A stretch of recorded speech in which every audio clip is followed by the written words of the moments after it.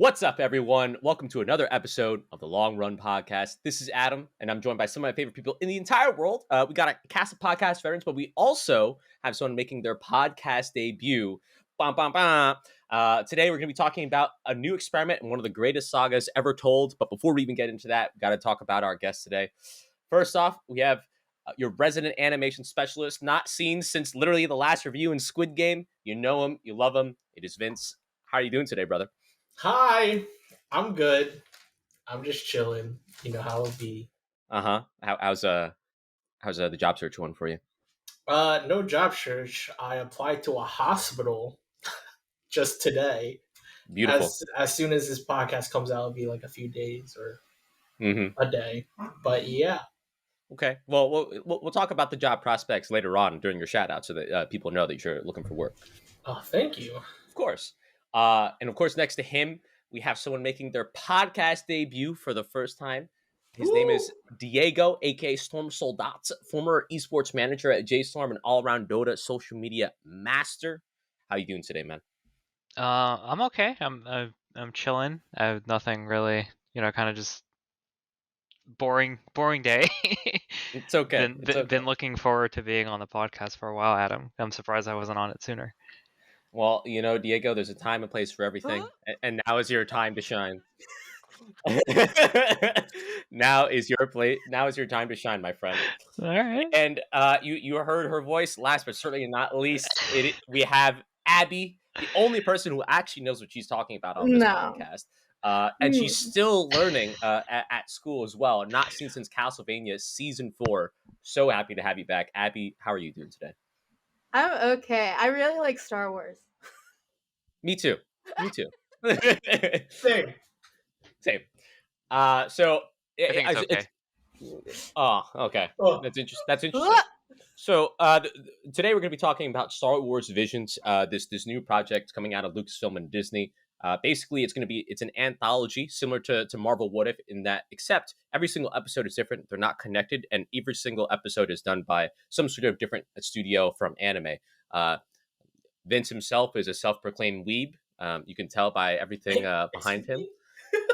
Excuse me? And so this is the first time that Star Wars has ever gone into sort of an anime format, right? We've had numerous animated shows, some of which are critically acclaimed, like Clone Wars, Rebels, stuff like that. But this is the first time that it's really kind of gone in this direction, which is honestly surprising if you think about it. I've always thought that Star Wars and anime would be a really perfect fit, but here we are in the year of our Lord 2021, and it's actually finally happening. Before we even talk about Star Wars Visions, I think it's really important for all of us to kind of set the stage of our own fandoms, whether it be of Star Wars, Disney era Star Wars, and anime. So I'm going to start off with Vince. How do you feel about Star Wars, Disney era Star Wars, and just anime in general? I know there's a lot to unpack here for you, especially. So the floor is yours, my friend. One of the greatest collaborations out there currently. I was not expecting this. Especially to come from Disney, but especially with the recent anime boom and streaming services, it's interesting to see that they've actually branched out and contacted, well, not Disney. It's actually another company that has reached out to the Japanese studios through Disney being a liaison to collaborate with all these fantastic studios that I did not expect to even be on, especially with the lineup they have for directors too, and some directorial debuts and some studio debuts with a lot of these episodes. So it's fantastic to see this collaboration from what Star Wars was inspired by, which is between the Japanese folklore and inspiration influences, towards all these fantastic running it back to these fantastic studios who've loved the series through and through. You can definitely see that through each episode. So it's very surprising to see all this happening all that through this awesome anthology. I cannot hype it enough with everyone's talent, how much they've achieved with just 14 minutes. Absolutely, and definitely going to be relying on you, especially given how much knowledge you have of anime and all the important figures in it, in terms of giving context to who the directors are, maybe the voice actors in the studios and whatnot. But even outside of anime, though, Vince, would you say that you're a Star Wars fan? I know we saw Rise of Skywalker together, but I'm not sure how much your fandom actually extends. As like a quote unquote fan, I'm more interested in the extended universe for Star Wars. Like the main series, like I don't mind so much. However, I feel like a lot of it is like weakened compared to the sequels, with the original trilogy. And then Right. like I felt like everything fell flat with the prequels except for like I enjoyed Clone Wars, and then we don't talk about the sequel trilogy. Um, but aside from that, I've enjoyed a lot of what they were doing with Star Wars Rebels, um, Clone Wars specifically, even like tracking it back to Gendy Trachanovsky's Right. Clone Wars Visions 2, which is like fantastic. I cannot recommend it enough, which is like it just expands on like the world building and the characters, which is what I really enjoy about it. You don't really get that much from the movies, which is why I enjoy the TV shows so much. So I'm also like a huge fan of like the extended lore, especially with Rogue One being like one of my top favorites. So going into it with the anthology, I'm a super fan of just keep expanding the Jedi universe and just keep expanding like whatever you can, because it's nice that the whole Star Wars franchise alone, you can be very malleable with it, which is interesting. And to see it in animated form and in anime form, it's fantastic to see like the potential that like it has within cartoons, because everyone like always drills in, especially in the West where it's just like live action is a thing, right? Especially with the Mandalorian, where like there's so much hype between it. Which don't get me wrong, I love Mandalorian and like the spaghetti westerns and like how it like pulls off of that. But like to me, I'm like I think when it comes to sci-fi and like the unimaginable, the video games too, with the TV series, have expanded like the power levels and the world expansion of what's going on in the Star Wars universe, which is like fantastic. Absolutely, yeah. We're definitely going to talk a lot about that potential in anime and kind of how they're expanding, or at the very least, that this is a hope for a future of expansion in Star Wars. So I'm really glad that you touched on that. We'll bring that up later for sure. Diego, how about you, man? Obviously, I know that you're a student of the Force, self-proclaimed. But tell the people a little bit more about your own fandom of Star Wars, subsequently Disney era Star Wars, because that's the era that we're in, and even anime too. Oh man, so I think my how much of a fan I am can be like summed up in like the sentence of I think the worst part about Star Wars is the movies. Oh, With the sheesh, hot take. exception of Sheesh. a couple movies, I think like especially, and I'm gonna bring up Dune real quick because like watching Dune actually has made me realize like what I actually like about Star Wars. Because like seeing like a more mature like kind of like not so much grounded in reality, but like seeing um like the thing Star Wars took inspiration from, and I think just to round it back to like the anime conversation, Right. it's cool seeing things come back full circle, like the original Star Wars being heavily influenced by like Japanese media, like samurai movies and Mm-hmm. shit like that. Akira I, Kurosawa, I right? yeah, like I think it's super cool that like now this thing has presented itself like Star Wars stories as anime and like seeing the Japanese influence on it. But for me personally, like I love seeing different things done with the universe. Like I just like I'm so bored of like I mean obviously like you could say so many horrible things about the sequel movies. Um but if there's anything I want to give it credit for, it's Last Jedi for like actually attempting to do something different.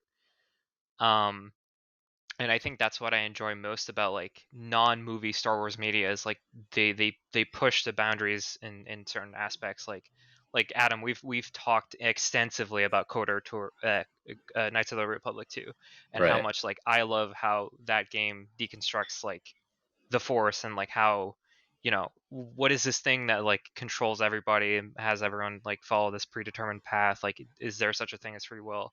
I Mm-hmm. love when the media is used to like ask those kinds of philosophical questions.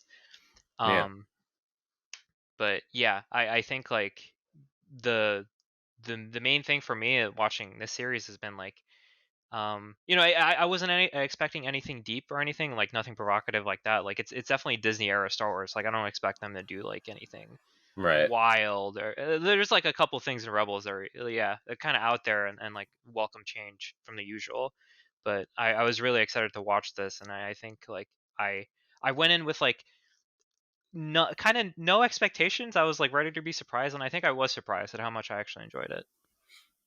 Yeah, absolutely. And would you call yourself like a really big anime fan, or?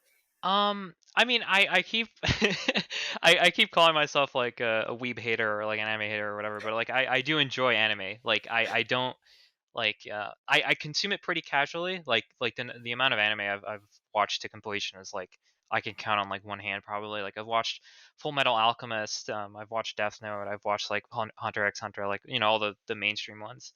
But I do consider Hunter x Hunter like my favorite piece of like any like long form media, like any TV show. Right. Slash anime, my favorite is Hunter. So I'm like, I would say I'm an anime fan for sure, just not in like a, I'm not crazy about it. I'm not a hardcore like I don't consume anime as much as I do like other forms of media. Awesome. Yeah. We'll definitely talk about that, because I know when we were watching that you had a few specific comments because you had some context on who the anime people were behind some of these episodes. And finally, Abby, you as well. I know that you're another student of the Force. I believe you have your own lightsaber as well. I do. But tell the people, what is your fandom for Star Wars, Disney era Star Wars, and anime in general? Yeah, I feel like this is such a weird comment, but Star Wars is kind of my childhood. I think they're entangled. Not weird at all. No, like they're entangled together. I cannot separate the two, right? Because so many of my memories, I think, of childhood surround my love and my father's love of the franchise, and how it brought us together.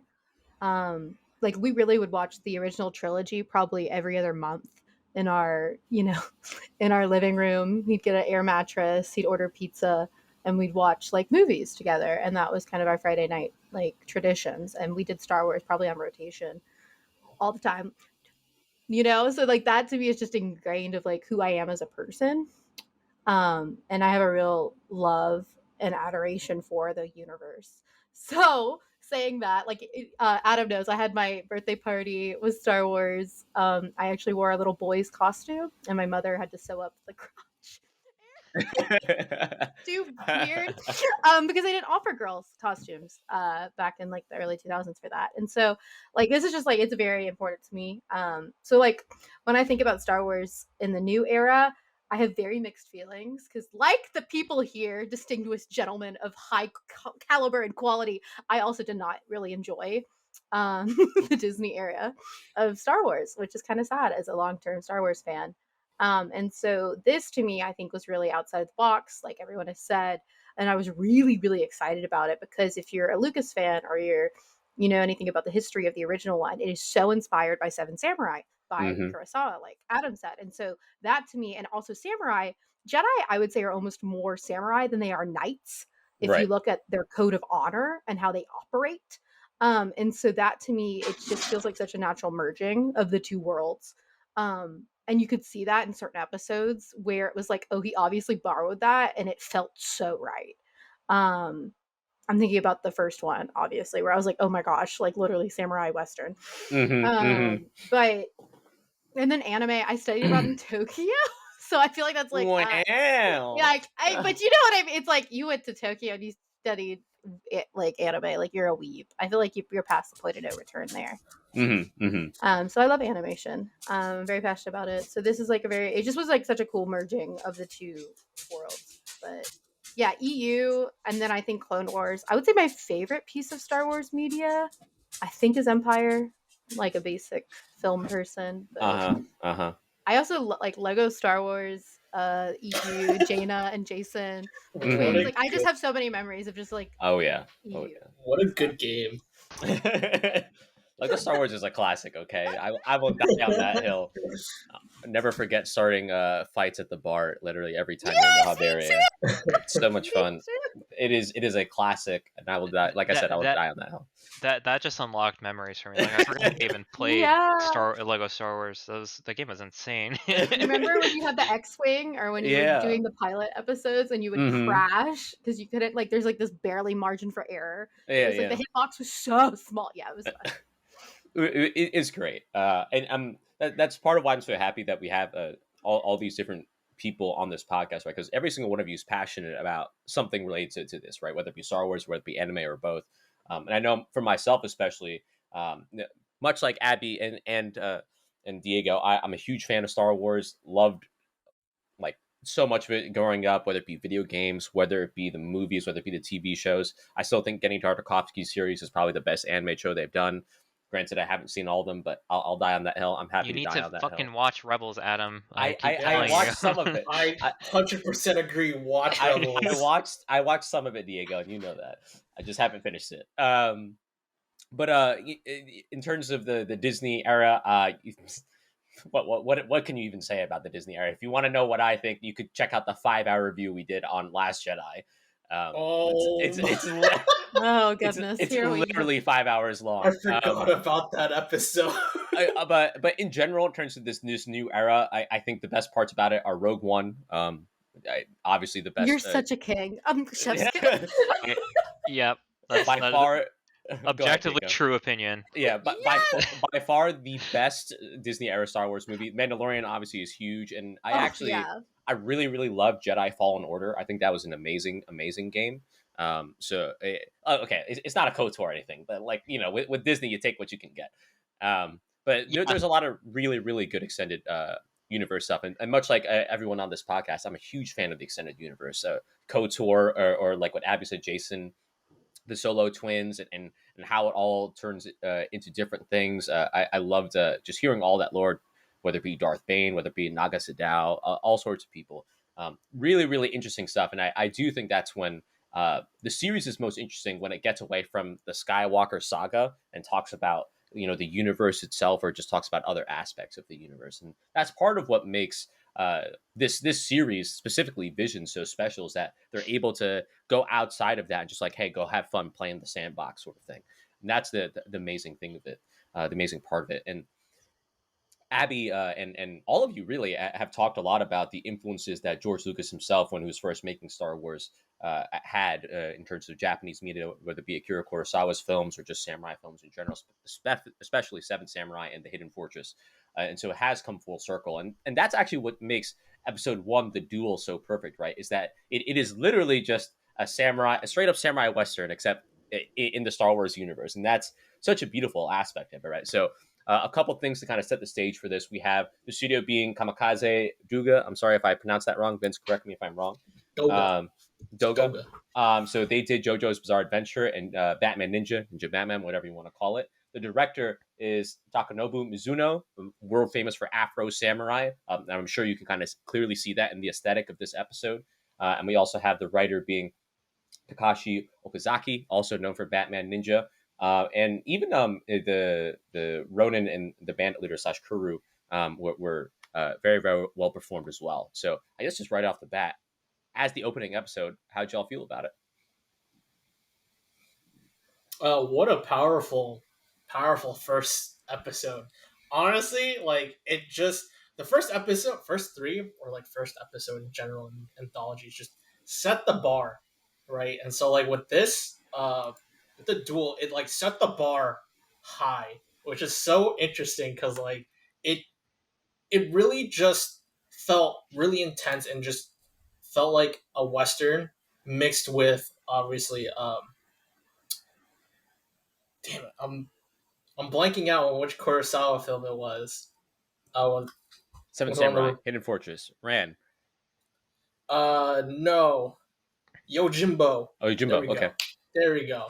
Yojimbo, because like the main Jedi, or I guess in this point it's like Sith Ronin, which is even a cooler title. First off, when he reveals that, right, in the whole episode, I'm just like, bruh, right? The whole thing just oozes style, and that's what I love about this episode, where it's just like, it's style over substance. So it's you rather get more action and ambiance rather than like the whole story unfolding, right?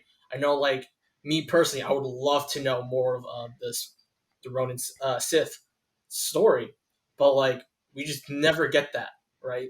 Even we just get this small town that's invaded by droids and like um the leftovers of the Empire, which then reveals like it's just this dude just hunting Sith, which is, again, I cannot emphasize how amazing that like kind of twist that is, because you don't get that much even in the extended universe, right? Of like just Sith going away from Sith. It's always like Sith stay together and like Jedi stay together until we get, tempted by the Force, right? It's never the other way around. So it's interesting to see this perspective in this episode, and especially with just the whole atmosphere where like the first thing we see with the antagonist is like her umbrella lightsaber, dude. Like, I've never, sound direction wise, like entrance wise, I'm like, this is the sickest shit I've ever seen from any Star Wars. This is like as comes close to like Vader's reveal in like the original trilogy, right? Which is I've always enjoyed. Where it's just like you just see that like deep buzz from just the lightsabers. I'm like, chef's kiss. Yeah, that episode had like I would say the most striking like visuals, I think. Like it definitely good that they opened with that one, because that definitely set the stage of just like, all right, you're gonna get like really like beautiful art. Just like every single episode had like its own visual style. I think like the only two that like look kind of similar were like the one with the apprentice, the master and the apprentice, and then the same master and apprentice episode on a different thing. Um, or you know what I mean. But I think like definitely like they opened with the most beautiful, absolutely most beautiful looking episode, like the most distinct style. Like it was the only one in black and white, and like minor colors here and there. And I also like we like that the oddity of like a Sith hunting Sith. Like there's definitely like a lot of infighting with the Sith, like that we've seen probably the biggest thing is like the quarter one, like when you go to the Sith Academy and they're all for it, like yeah, just fuck each other up, like like that's the whole point. um but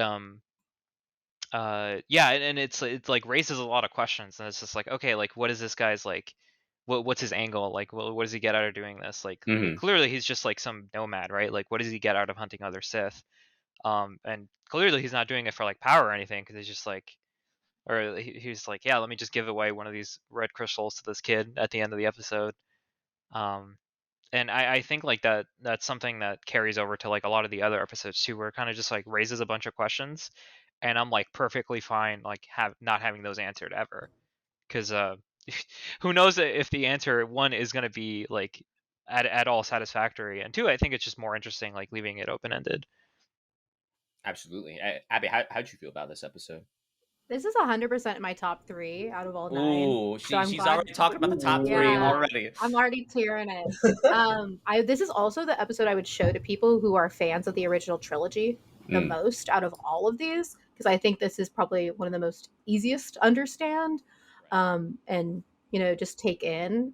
And also, like Vince said about like we've seen often the narrative of I'm a good person going get turning dark. This is like an interesting anti-hero where it's like I'm already a dark villain, so I'm putting air quotes, but like how do you go back to the light?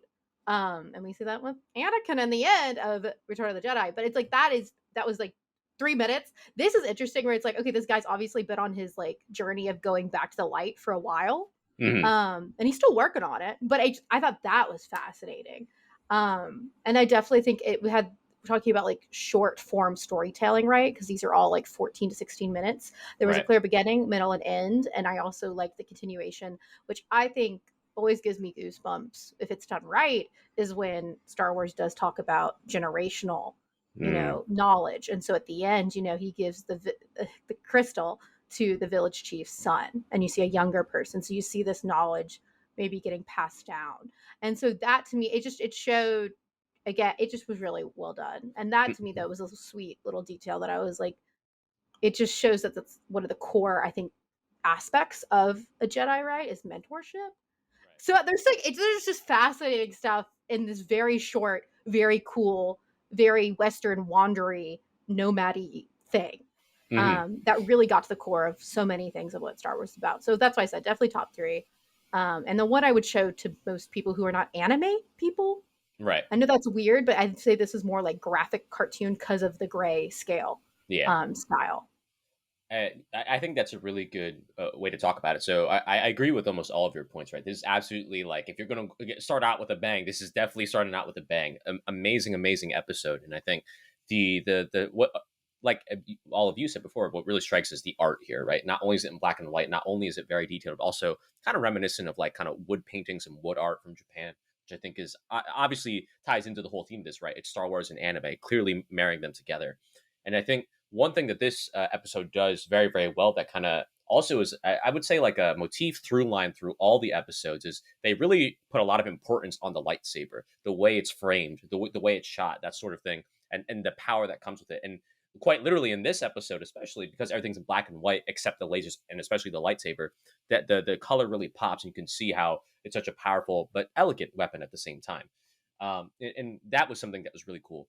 Something that all of you pointed out as well. Very, very simple story. Nothing too crazy going on here, but it's still engaging. The action is kinetic, but also restrained in some ways. Like I think a lot about how when they both went on that log and they're both just kind of facing off, about to strike, but there's that little momentary little pause. Very, very cool stuff there, right? Because we're so used to sometimes things being over choreographed, looking at you prequel trilogy. Sometimes we're looking at things being not choreographed enough or kind of bad, looking at you sequel trilogy. So it really depends in that way. And I think they nailed it. But the really the big thing is what kind of what Abby said, in that it does harken back to the traditions of what Star Wars is, right? This is a small rundown village. This is where like poor people are, much in the same way that Luke came from small town place on Tatooine, very, very crime ridden, all that other stuff. But then suddenly something bigger than yourself kind of comes down and enters your life, and suddenly your life goes on a different path. And I think that's always one of the best things about it, is that you can tell it's distinctly Star Wars, umbrella lightsaber notwithstanding, which I'm fine with.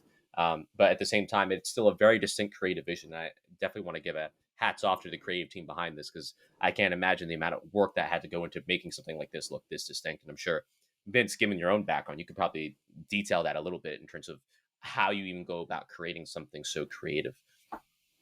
Yeah, I mean, like the whole time, this is a 3D short, so I don't know if any of y'all noticed some of that where it's just like this is 3D with an overlay of like 2D. So they did have to like scratch in all those lines to give that 2D look, right?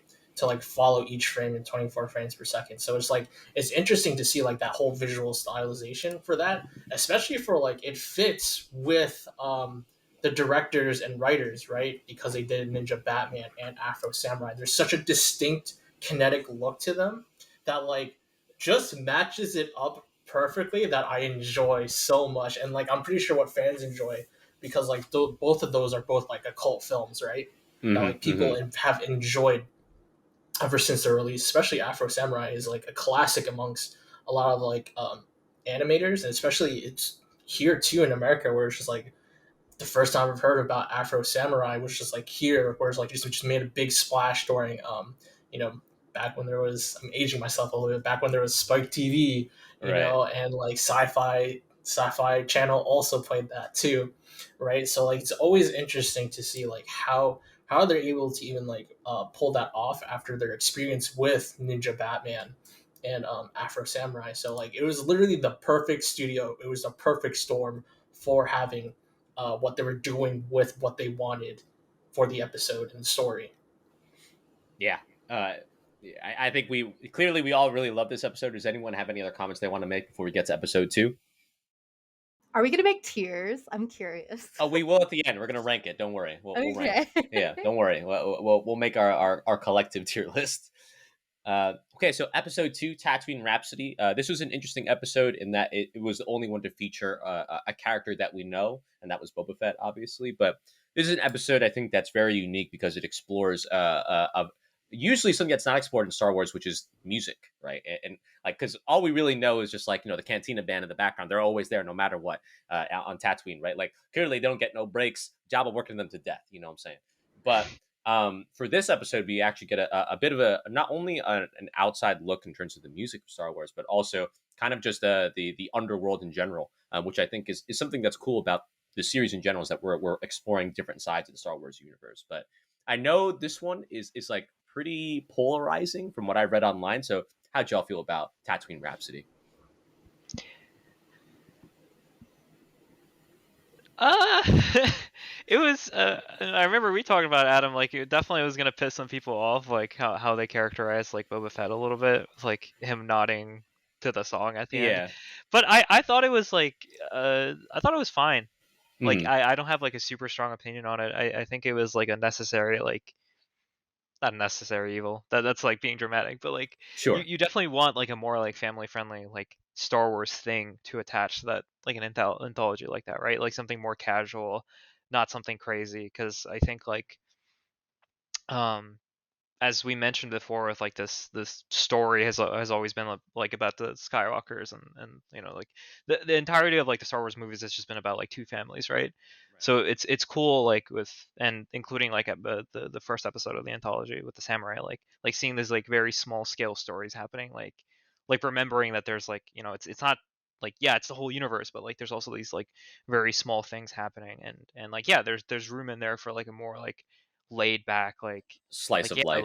Yeah. yeah, slice of life type of thing. Like, I'm surprised there hasn't been more like slice of life type things like done with Star Wars before. Like, there's definitely like filler episodes in like Clone Wars and Hmm. Rebels and stuff, but there's never been like a to from what I can remember, like, not something like very like casual like this, which was, I think it was fun.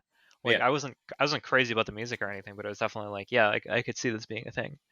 Yeah, I'll agree with you there. I definitely had a lot of fun with it. I don't think it's like, oh my god, I want to see this continue or something like that sort of thing. But I had fun with it. I think the idea of like literally a galactic like J-pop band is very cool.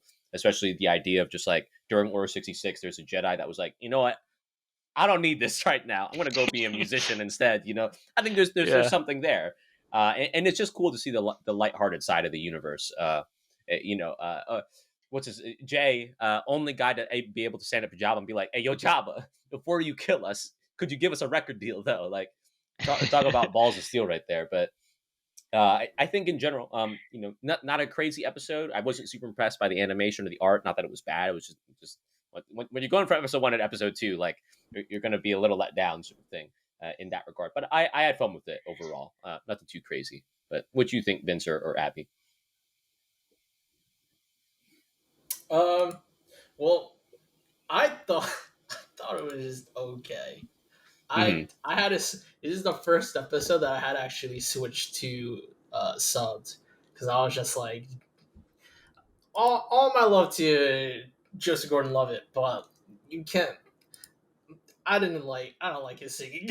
I didn't like his singing. I had to switch off to like, okay, let's listen to the Japanese version, because this is kind of making me cringe a little bit, because I was just like, delivery is a little bit tight. And I love what Studio Colorido does. They've Hmm. done fantastic anime in the past. I'm blanking out what they've done, but definitely check out the studio and like their repertoire on my anime list, because they've done fantastic shows, and like everything they've done is just like really wholesome. And then sometimes like some of the animation, sheesh, like amazing. But I thought this episode fell a little bit more flat on me, because I was just like, okay, the power of friendship makes them survive through Jabba the Hutt, which not even Luke Skywalker could do. But okay. You know what I mean? So I was like, this is okay. I was kind of just bored throughout it, until like I switched it to subs, and I was just like, okay, this is at least a decent episode that I get, and it was really wholesome. So like, I can't blame him for like wholesome stuff. I thought the story with the little Jedi, little Padawan, sorry, Yeah. was just as fine, because I was just like, yeah, Order 66. Like, I don't think everyone wanted to be a Jedi, you know. It's like, it's fine to just drop it and just be like, this is just cool and all, but I'd rather stick with my band It's the same thing where just like I've enjoyed that aspect where like not everyone is thrusted into their quote unquote destiny, right? Mm-hmm. You could see that with like Ahsoka Tano and like the clones, right? Too, if you go into the extended universe and watching Rebels and Clone Wars, it's just like that's the fantastic part of it.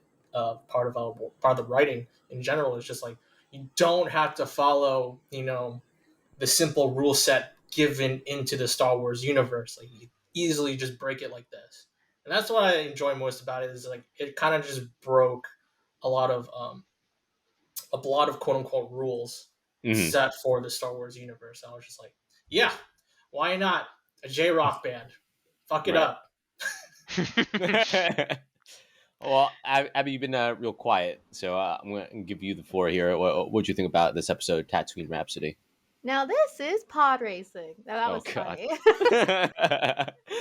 Thought we were back in the arena. That was I thought about that. So definitely, like, these are, again, every studio here did their research, has a love of the franchise. This was the one I'm very similar page with y'all. It did not really hit for me.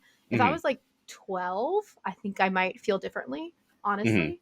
But then I also ask, this makes me curious about if they gave the studio specific characters to include, or what their constraints were, or if there were certain locations. Because it's interesting because kyber crystals show up in like 6 of them. Right. And you know what I mean? So this was actually, when thinking about this, I was like, I wonder if they were like, you're the one who can use Boba Fett. And like kind of divvied it out. I'm just curious about that one. I don't know why this is the one that made me think about that, but I'm like, I wonder what Lucasfilm or Disney gave them as constraints. Right. Yeah. Yeah, me and Adam actually talked about that like 4 or 5 episodes in. I'm like, we're noticing like a pattern of like, it seems like they gave every studio like a list of things to include, which was like some sort of thing like with regards to nature or some sort of like family element. So I definitely feel you on that one. Yeah, there's certainly a lot of trends or patterns, right, among all the episodes. Whether it be there's always a lightsaber. It might not work like in this episode, but there's always a lightsaber in some form or another. And there's certainly a lot of common themes, or at the very least, that ideas that kind of come up, and also some unique ones, which I'm excited to talk about a little bit later. I will say this, something that I think Vince said. Definitely, the song is better when they sing it in Japanese than in English. It just sounds way better. But I was surprised that they got someone like Joseph Gordon-Levitt to do something like this. And in general, as we're going to go through, they got a lot of really big people, at least for the English voice cast. You probably know better, Vince, about the Japanese voice actors and actresses. I mean, it makes no sense to me why they would have such an A-list voice actors. Some voice actors that haven't even voice acted before. Right. So I'm just like, I'm so surprised that like they have like big celebrities voice acting this. I was just like, I hope this is not where the budget went, right? That's what I was gonna say for like who they had. I didn't even realize this when we watched it until like I was looking at this doc at him. Like, but for next episode, like they have Neil Patrick Harris and Alison Brie. Oh, I have thoughts about that. And I'm like, wait, really? I didn't even like it's usually they do that as like a marketing thing, right? But they didn't really like market the show at all, from what I know. And like even like non-existent marketing, like, oh yeah, we have these A-list actors. Like there is such a weird choice. Side tangent for someone who worked in VO for things like Ghibli and Star Wars dubs. Often the actor will make it known to their talent, like their agent or their, representation, that they're interested. Like, what's your dream? It'd be like, oh, I want to voice a Star Wars character. So like certain things, like you don't have to like, you know what I mean? It's like if it's also like a cameo role, sure, because it's a Star Wars thing. Oh, it's Ghibli, but I'm going to be playing like 6 lines in the American Disney dub. Cool. So there's certain times where people will make exceptions for that, just because they love the IP so much. Ooh. Abby giving us the secret scoop, the Hollywood secrets. You heard it here. Makes a lot of sense. No, it makes a lot of sense because you're like, this doesn't make any. Like, why is so and so in this? And that also happens a lot of times. You think of like gaming marketing, especially if you think about like Blizzard has done work with like Henry Cavill before, because he's a huge WoW person in his personal life, right? And so if the actor is interested in it, like they might finagle their way to do just anything. Absolutely. Well, Diego already brought it up, so we might as well talk about episode 3. Probably the most hyped episode, at least from what I've seen online. The twins.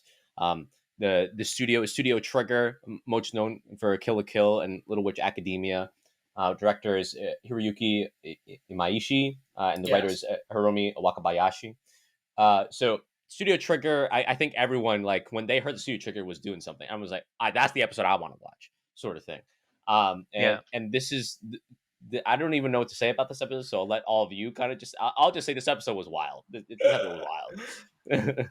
I think like from the very start you can tell how like utterly batshit this episode is gonna be when they're like yeah this like double ship is powered by this kyber crystal, which also powers like these like dark side power armors, which also like powers the lightsabers, and like there was so much cheesy dialogue. I remember we had to switch it to the sub, Adam, because like I actually could Yeah. not. Like we watched most of it dubbed, but like this episode I could not stand it dubbed. It was so unbearable, and like there was just like I don't know what it was. Like maybe I don't know if it's the voice acting wasn't great or anything, but it felt like the voice acting didn't match the tone, which Right. is like the voice actors are like trying to still maintain like some semblance of like taking it seriously, and then you switch to the Japanese and they're just like fucking going at it, and it's just like it's so much better. Mm-hmm. But yeah, this one is definitely like from like right from the start you can tell like yeah this is just off the wall fucking nuts. Oh yeah. Just like all the visuals were crazy. I really love the like when they lean into like the kind of telling the future like Mm-hmm. in close to the end. Right. Like I love when not that that's like super obscure, right? Because you see it like throughout the movies that it's just like oh yeah, Anakin's having visions of like Padme dying in episode 3. But I thought that was like an interesting turn in that episode because you're like oh yeah, this is all stupid, like it's just dumb, like not in the bad way, but it's just like Right. oh yeah, there's no like there's not gonna be any justification for any of this. I mean, there still kind of wasn't, but Yeah. at least for like the twins turning on each other, it's like oh yeah, this makes sense. Like this is an established thing in the universe that like people kind of go crazy with these like visions of the future. And I thought it was like I like expected it to go one direction and kind of just like the chick doubled down on like no fuck you, I want to die. Which I was like oh yeah, good on them for like sticking to their guns, right? So Sure. Definitely for me this was a turn your brain off episode. Just enjoy the light show. yeah. But Vince, I have to hear your opinion, bro. Like, I know you have a lot of respect for Studio Trigger, their work, so I really want to hear your opinion on this, man. I mean, like as a person who applied to Studio Trigger, it was always fun just to see how just they are. Like again, like I got rejected for them, but seeing like they're like the rejection letter like for me was just like, hey, you weren't chosen, but it's okay. I wish you happy health, and we're gonna destroy all your profiles and your whole application. Please feel free to please feel free to apply again. I'm just like, cool. They're gonna destroy my whole profile, like in like bold, like destroy, and I'm like, fantastic. This is very trigger. Right, This is the right. thing. Like, if you don't know Hiroyuki Imaishi, uh, like Adam said, he did Kill la Kill, helped out on Little Witch Academia 2 on some episodes. The man is a nut. He's done Dead Leaves.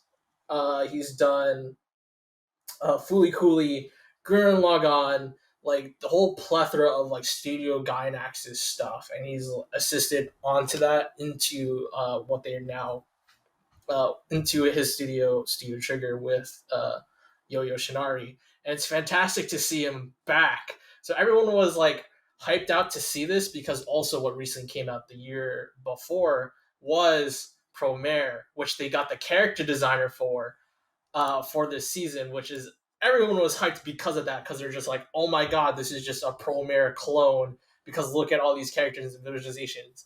But I think what they probably agreed upon, especially since they have the same character designer on, is to gain the style of Promare and see what they could do with it and push it more, which is really interesting to see. Not only that, he is literally a god in like the whole animation scene, up there with Yo-Yo Shinari, where it's just like it's so nutty, it's so much energy and high impact. Like the whole scene where like he literally puts the kyber crystal, like the male twin puts in like the kyber crystal into his lightsaber and turns it to 7 different lightsabers. It's amazing. Where I'm just like, yes, bring me this obnoxious shit right now, because I know Studio Trigger is just gonna bring down that hammer. Because I'm just like, where are you gonna see a Jedi go hyperspace into with 7 lightsaber lights through a fucking starship and have an iconic anime scene that they have in the sequel trilogy where a whole starship is fucking cut in half and just slowly floating away. Like, that is amazing to me, because I'm just like, yeah, actually, episode, what is that, 9, 8, I forget, where it's 8. just like where the whole starship just fucking got cut in half. I was like, this is the most anime thing ever. I want to see this in anime. And lo and behold, Trigger fucking delivers that with just how high intensity it is. And I can't get over it. It was just, I agree with you. Turn off your brain, but like this wild ride, I'm like, I'm here for it. Well, Abby, did the pretty lights and the nice visuals work for you? How'd you feel about this episode? No, this was definitely the most hyped up one, by far, from people with Studio Trigger's like fan base. And I think it was actually the one Disney marketed the most. If I think of visuals and key Right. art that they Yes. showed, this would be the one. Yeah, kind of funny we're saying this because I love, you've talked about some anti-Skywalker feelings here. I love like the Greek drama of the Skywalkers. I like Sure. love it. That's my Mhm. ish, from the original trilogy to the prequels, all the parallels, family, generational trauma. But Right. this one to me, which is twins, right? It did not hit. And I know it Ooh. was a lot of people's favorite. It just, I don't want to see a Star Destroyer like cut in half by a lightsaber. I don't know. That's like not on my list of wants. So Mhm. it just was, it visually, I would say maybe my favorite, just like from how pretty it was. But story wise, I was like, yeah, no, nothing is hitting for me. And I thought it would, because it has everything I like. And about Right. this voice acting, this was the one where, like being in entertainment while also enjoying entertainment can harm, because I just kept focusing on how much I disliked Neil Patrick Harris's voice. And I love him as a performer and other stuff, but this was just not cast right. Right. And so it felt very jarring. And if it takes you out of the moment, then it's not in service of the project, And so that I just didn't, it wasn't needed. And Alison Brie too. Yeah, it just was messy, which is weird, right? Because it's Studio Trigger, Mhm. and Yeah. that feels odd. Yeah, I felt the same way too, and that just like, well, I guess I'm just the odd one out here because this, like, I appreciate it absolutely. Visually, it's beautiful. The coloring, especially the way they use color, is great in this. But it got too over the top for me. Like, I was just like, okay, well, I'm kind of out of it at this point. Like when he like went outside his X-wing or whatever, and then like started to do like the gigantic lightsaber that cut through everything, I was like, okay, whatever. It's Like. so good. So good. It was like, and I say this as someone who's like a big fan of G Gundam, which is also completely over the top. But like for this, I was just like, I can't do this. I think it's funny. Like I was with Diego. I remember when they revealed the two Star Destroyers that are put together by this little thing in the middle. I was like, all right, I think I hate this episode already. I was like, this is the most impractical thing I've ever seen in my life. But it's fine. Like I don't hate the episode or anything. I just think that I wasn't ready for what it was trying to do, sort of thing. But it was still good. It was still beautiful, and I'm sure all the animators worked their tails off to get something like this done in terms of just all the animation, but also the color in general. I can't imagine the amount of storyboarding and work you'd have to do to pull off something like this. Oh no, Imaishi's like a weird guy where like he'll just straight up just animate. There's like no boards. Oh, there's no storyboards. Huh. There's no storyboards. Like they'll get the script and then they'll just do it. And Imaishi's like one of those guys who like he can just solo animate and just figure it out like just from there. So like that's why it can be also messy too, right? It's one of the issues with being a solo, like one of the key animators and key directors, is that sometimes the directors in Japan will just animate a scene by themselves, right? And like that's fine, But sometimes with if you're just as powerful again as Imaishi or Yo-Yo Shinari, because like those two will just take a scene and be like, all right, well, they'll like scribble like a storyboard or two just to figure out the pacing or where the story is going to go for the next scene. But like the whole time, it's just like it's chicken scratch up till like this point where like once they get the animation paper, like it's on, everything's animated right there, and they'll do it like within hours compared to like what would take days for like a junior animator or like weeks actually, right? So like that's how powerful they are. And also, but you lose the story because they're just nutty. Right. Yeah, it was wild.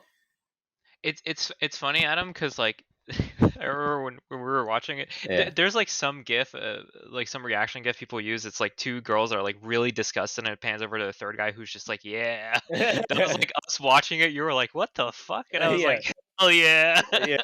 Yeah. I mean, we definitely had different reactions to it, but I think you were expecting how over the top it was, where I was expecting something a lot more grounded.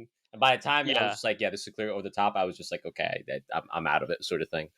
Yeah, like because one of my animes that I've like one of the animes that I've watched, right, is Kill la Kill, and I fucking love Kill la Kill. So I was just ready. I was just like, dude, just like throw me the most like batshit like Mhm. just wild thing you can possibly do, and yeah, like the wildest thing that's ever happened in Star Wars, like in the movies, has been like that scene in The Last Jedi, and I'm like, you know what? They actually went from me absolutely hating that scene to me being like, all right, that's kind of tight. Like that was pretty cool. So I get you, man. I get you. All right. Anything else y'all want to say about the twins before we get to the next one? top 4 or 5. Okay. Top 5. Yeah. But see, then for me, I'm like, there's only 9 of them, right? Yeah. It's like that's like middle of the pack. Yeah. I mean, just like this in this whole anthology, there wasn't like any episodes I outright disliked, which is like what surprised me the most. So this one, That's me good. liking this one that much, like, but there's still better ones. I think it says a Yeah. lot. Well, we'll get to those for sure. I'm excited for a couple of the ones that are about to come up. So next episode 4, was The Village Bride. Studio was Kinema Citrus, known for Black Bullet, Codebreaker, Made in Abyss. Director is Hitoshi Haga. Writer is Takahito Unishi, as well as Hitoshi Haga. I thought this was an interesting episode. And when I was watching this, Diego, we're just like, there's a lot going on in this episode. Like they're really trying to cram as much as they can in this small runtime that they have. And I was getting a lot of Studio Ghibli vibes. And Abby, we've watched a couple of those films together ourselves. So I was going to ask you, did you get those vibes too? How did you feel about this episode? Yeah, this was actually my favorite episode. Wow. of the 9. Okay. Yeah. Okay. Wow. I respect it. I respect it. Ghibli influence was there, the domestic, kind of like internal turmoil of your heroine, and then also like a really grand event happening. I also just think a wedding is super fascinating as a location of like Mhm. like discourse and conflict.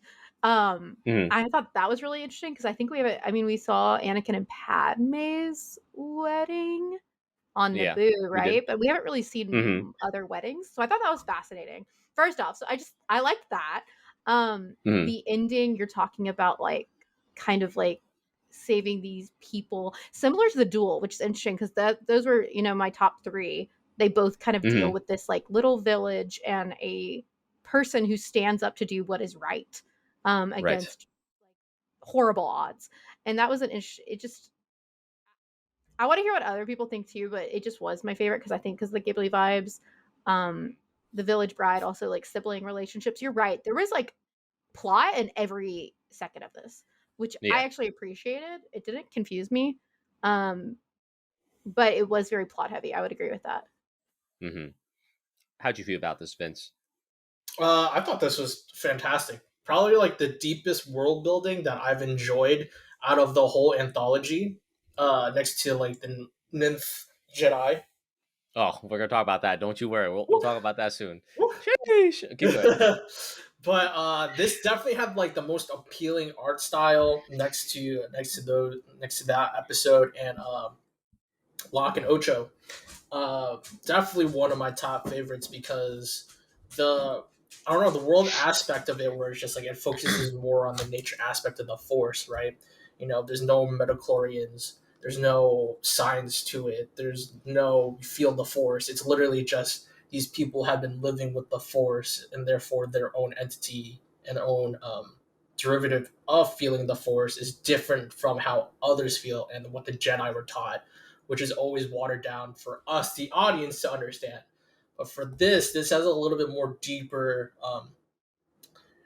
natural side to it, where it's just like these people are just like have been just worshiping this rock, and it's just like, you know, they've like literally just pushed themselves where it's like this planet's dying, but they try to keep it alive by simply just surviving, right? As like most people do after, you know, the Clone Wars.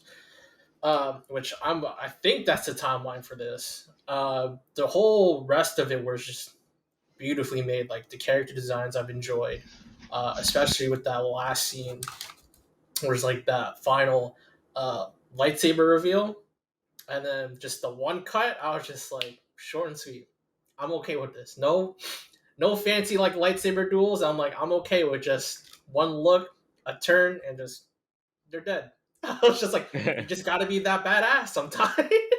You know, but I definitely cared more for the side characters, and we're just like, I was like, yeah, the Jedi are there, but let's more focus on like the world building to make the Jedi act, you know, within this. So it's just like definitely just trying to push that narrative. I think it worked really well. Where it's just like we're no longer focused on the Jedi; we're more focused on like why they're there and the contributions, you know, for the Jedi, right? This time we're just focusing on just the village politics, which is just fair enough, right? It just pushes the whole narrative around, which is really refreshing, honestly. So yeah. Okay, well, Diego, I know when we were watching together, I was pretty adamant. I was like, I'm not sure. How did you feel about this? Now that you've had a bit more time to reflect on it, do you feel better about the episode at all, or? To be honest, I feel like I should have watched it one more time to have like a more solid like Right. opinion on it. I Mhm. think what I feel now is still like mostly the same. Whereas like if that episode had like if it was like 5 maybe 10 minutes longer, like definitely minimum 5, I think Yeah. like it had the potential to be like the best episode Right. if it just had a little bit more time to like do all these things. Hmm. I felt like there was like one plot thing too many in there, Hmm. because like I liked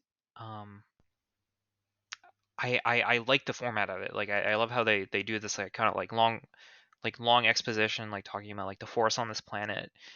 There's this side thing going on with like the village, and then it kind of just like all comes together.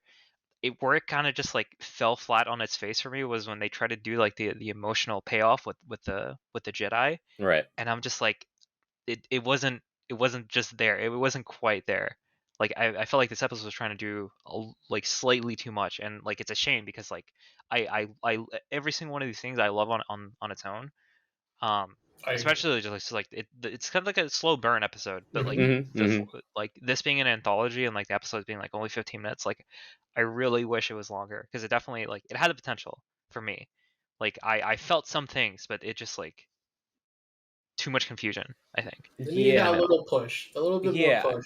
I'm. This was an episode where I definitely was like, okay, they need more time for this. Like, I felt that way a lot about for the episodes with Marvel's What If, but for this episode, and this is one of the few ones, like, okay, this definitely needed a bit more time because we have like what, 3 plots. We have the main hero F, like basically hero's journey being called to do something that she's not quite ready for yet. Then we have the second plot, which is going on with the marriages between Haru and Asu, I believe.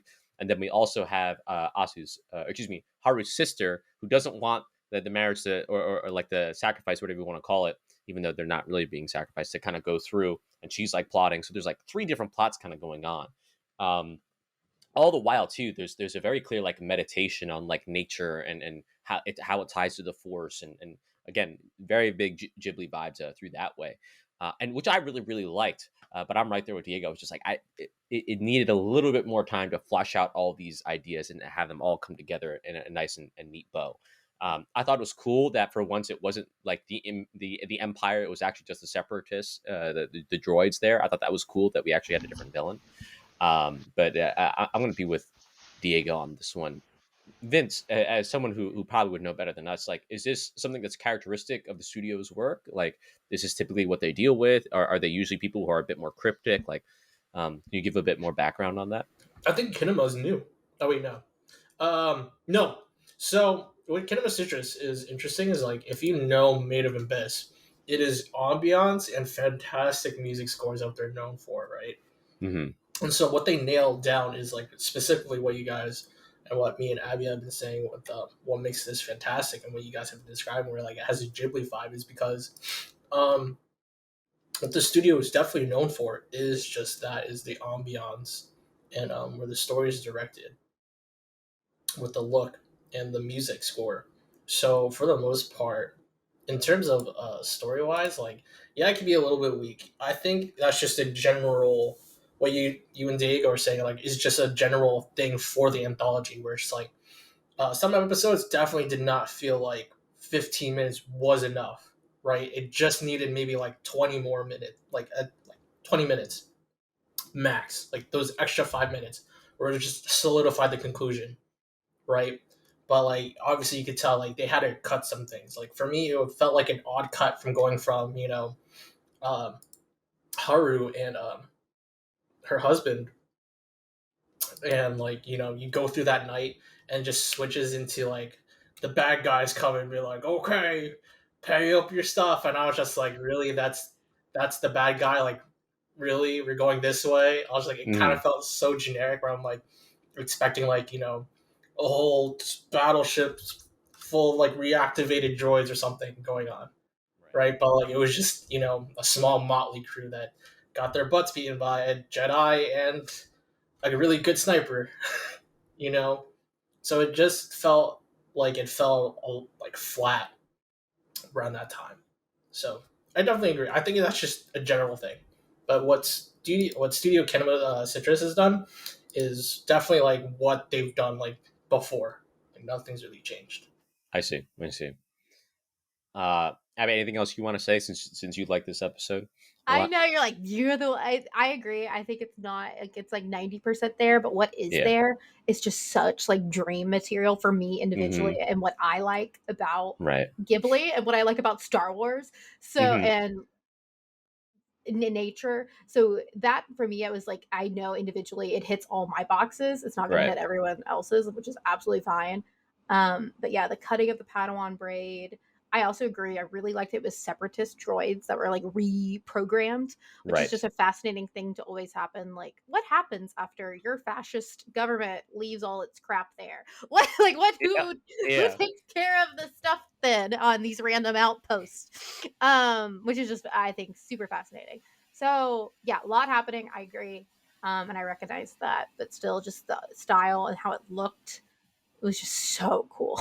Yeah, like I think you hit the nail on the head. Also, I'm gonna point out too. I'm so glad that you called out the whole like wedding scene, because that you're right. That like just like how music for episode 2, very very unexplored part of the Star Wars universe. Yeah, Especially since we always focus on the Jedi, and the Jedi are just like, no, they ain't about. no They're just romance bads. not about it, except your boy Anakin.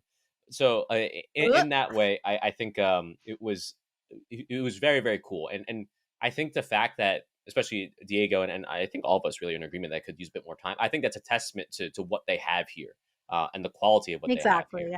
Yeah. So definitely something that was really really good, and it's a glorious attempt, and it's also beautiful. Like we've talked a lot about the story, but it still looks really good. And I think even the design for Affleck with like the mask or whatever was really good as well. So really really cool stuff for this episode. Not quite there, but that doesn't mean it was bad or anything. I still think a lot about the shots that they had when they're first going through the forest and they see the waterfall and like the husband and wife kind of going up through the trail. Very very awesome, very very detailed landscape photos. So good stuff there. All right, episode 5. I'm just gonna put this out there: the ninth Jedi, the nth Jedi, whatever you want to call it. I love this episode. This is my favorite Hell episode. yeah. This is a very very flawed Yes. episode, very very flawed, which I'll openly admit. But I loved this episode. So studio is Production IG. Vince, I'll just let you tell the people about Production IG and what they've done, bro. Production IG. What can you say about Production IG? They are one of the top anime studios, and who Disney contacted first, actually. Really? Yeah, they're the ones Disney contacted first for opening up with like, hey, we want to do something with Star Wars. what do you guys have in mind? And then production IG was like, well, we could just contact all these other studios if your liaison is fine with that, through talking to your executive heads, because production IG is huge, right? They've done what, Ghost in the Shell. They did a whole other bunch of stuff. Like, I cannot describe it. Kill Attack on Bill. Titan, Haikyuu, Yeah. Kuroko Basket. Yeah. Ace of Diamond. They got bangers. Yeah. If you want Kill Bill for Quentin Tarantino, like the anime scene that you see in Kill Bill Volume 1, they've done that too. Linkin Park's music video, Breaking the Habit, did that. So they're kind of huge within the, the American scene that people just don't realize, but like it's pretty like impactful, that like what we grew up with, right? Right. So production IG carrying this on, I'm just like, oh. Absolutely, man. I was definitely impressed. And what can you tell us about the director and writer, Kenji Kamiyama? Do you know anything about him? I do not, but the fact that he's already directed 2 huge feature films, Eden in the East and Ghost in the Shell. Ghost in the Shell, first off. Most people. To be clear, not the OG 90s. Standalone Complex. Yeah. Even Standalone Complex, like, people still revere as like a movie that has, or a show that has, the series, that has changed, the anime scene, So I think it's like beautifully done. Kenji Kamiyama did handle this so well for what limited time he's had. So right, shout out to him. Yeah, big shout outs to him for sure. Now, Diego, you and I both like this, man. So just let it all out, man. What'd you think of this episode? I want to hear more what you have to say first, Adam. Oh, really? Well, wow, yeah. Diego, that's so thoughtful of you. So first off, again, this is not a perfect episode. This has actually some of the worst dialogue of all of these episodes. Like, that's why I wanted to hear what you had to say. So bad. Like, there was that one scene with Kara and her father, right? Like, where the dad's like, "Oh, you gotta go," and she was like, "Wow, it seems like you're saying goodbye to me because you're gonna die or something." I was like, "Oh my god, who wrote this?" Like, jeez. Did it make you laugh or cry? It made me laugh. I like, no, Diego was with me. I was like, oh my god. Like, I literally said it out loud. I was like, who wrote that? I thought, okay, the way I took it, I was mostly laughing at your reaction, Adam. I was just like, that has to be there has to be like some sort of irony in that, like, not like obviously irony that, like, yeah, that's like a death flag, right? But right. I thought it was like, oh yeah, like maybe they're doing like some stupid dialogue on purpose or something. If they are, it didn't work. It reminds me, Abby, do you remember that one time when we watched Tron and like the son was like finally saw his dad, like, whoa, Dad, it's you. It's like, oh my god, like, exposition. I'm stating it. Can't you hear me stating it, Adam? I'm vocalizing it. Oh my god, it was so bad. So there was some dialogue in here where I was just like, good lord, like, guys, like, we could think of something better than this. But I love this episode, one, because it's such an exploration of the Force, but also lightsabers and everything between Jedi and Sith and everything like that. I think the idea that they introduce the swords, the lightsaber smith Lazima, also played by Simu Liu, crazy. So, oh my god, I didn't even realize. Yeah, that was Simu Liu. The idea that the lightsaber is a reflection of the user, right, and their connection with the Force, such an amazing idea. Like, oh my god, like, when I heard that, I was like, this is, oh my, like, blew my mind. And sure, like, it's not necessarily canon, right? None of these are, but I think the idea of, one, using that as a visual storytelling tool, but also just making every single lightsaber not only distinct, but also dynamic whenever it's in a fight, is something that's a really, really cool idea. And we see that later in the episode. I think it's also a kind of a callback to KOTOR as well, right? In KOTOR, historically, the Jedi are always on the back foot. They're literally always on the brink of extinction, right? In this way, in this episode, the same thing is true, where like, the swordsmith is one of the only people who can make lightsabers. Literally, there's only like 3 Jedi that we see. One of them gets killed in the father. And so it goes back to the whole thing, like, even though the light side or the good side, whatever you want to call it, is on the ropes, right? They always find a way to break through and to still keep hope in the galaxy. That was something that was really, really core for me, something I really liked. I thought the art and the animation this was really good. The one that stood out to me was obviously the lightsaber fights, but also that chase scene on the speeder bike where she got off and actually like sliced off the dude's speeder bike thing on the glacier, or excuse me, the frozen lake or something like that, and then sped off again. That was something that was really really cool. So I just love this one. I really really did. I like the whole idea of how the Sith killed all those Jedi that were gonna go to the lightsaber smith just to set up a trap, but then they all got killed anyway. Like so many really really cool ideas here. Even some of the comic relief, like with the robot, where we're just like, why don't you ask someone else? And like looks literally at like all the others, like there are no other robots, and like he's like, okay, fine, I'll be your pilot, and like he's going to the ship, but he's like so slow. Like there's a lot of. It was just a great episode.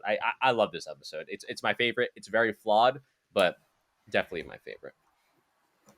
Yeah, I think this one's also just straight up my favorite one. Like Mhm. it's pretty.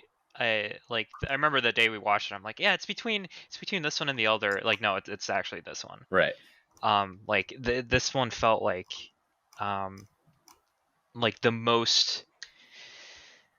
It just felt so packed with like things that I want from like a Star Wars thing, right? Like if like it's short and sweet. It has like it's packed with lore, and it's just like it kind of does things a little differently. Because you remember at the beginning, we're like, oh yeah, that guy's definitely not a Sith, right? And no, he wasn't. He looked a little bit evil, but he wasn't a Sith. Right. Like the lightsaber fights are definitely cool as hell. I they do have it established that like the your lightsaber is kind of like a reflection of like your personality, but it was always tied to the kyber crystal and not Right. exactly to the lightsaber. So like how you were saying, like, it was like dynamic throughout the episode. I thought that was like Mm-hmm. really really interesting like change that they made. And just like the fact that this was set way back in the past, like in like maybe even pre-KOTOR, was like, Yeah. I thought that was super cool. Like you can tell like the people that made this like know their shit. Oh yeah, absolutely. Abby, as someone who has dabbled in the EU before and is a big fan of the EU, please tell me your thoughts on this episode. No, it was definitely second favorite. So I agree that I think we're all united. This is the best one. I would say. You said there is flaws, but this is like what I thought this was, and y'all can tell me if I'm wrong or call me out my BS. Right. Is that I kind of feel like Disney was like, okay, we're gonna see who we can ask to do little shorts for us, so that we can pick one of them and then make them a series. So go ahead, guys. 100%. 100%. And so that's my little evil take. And so I think they're the ones who nailed it. If I'm an executive and you pitched all of these to me, which one am I buying? I'm buying Ninth Jedi, because it leaves with the cliffhanger that has me interested. I'm hooked. I want to know more. Where are they going to go next?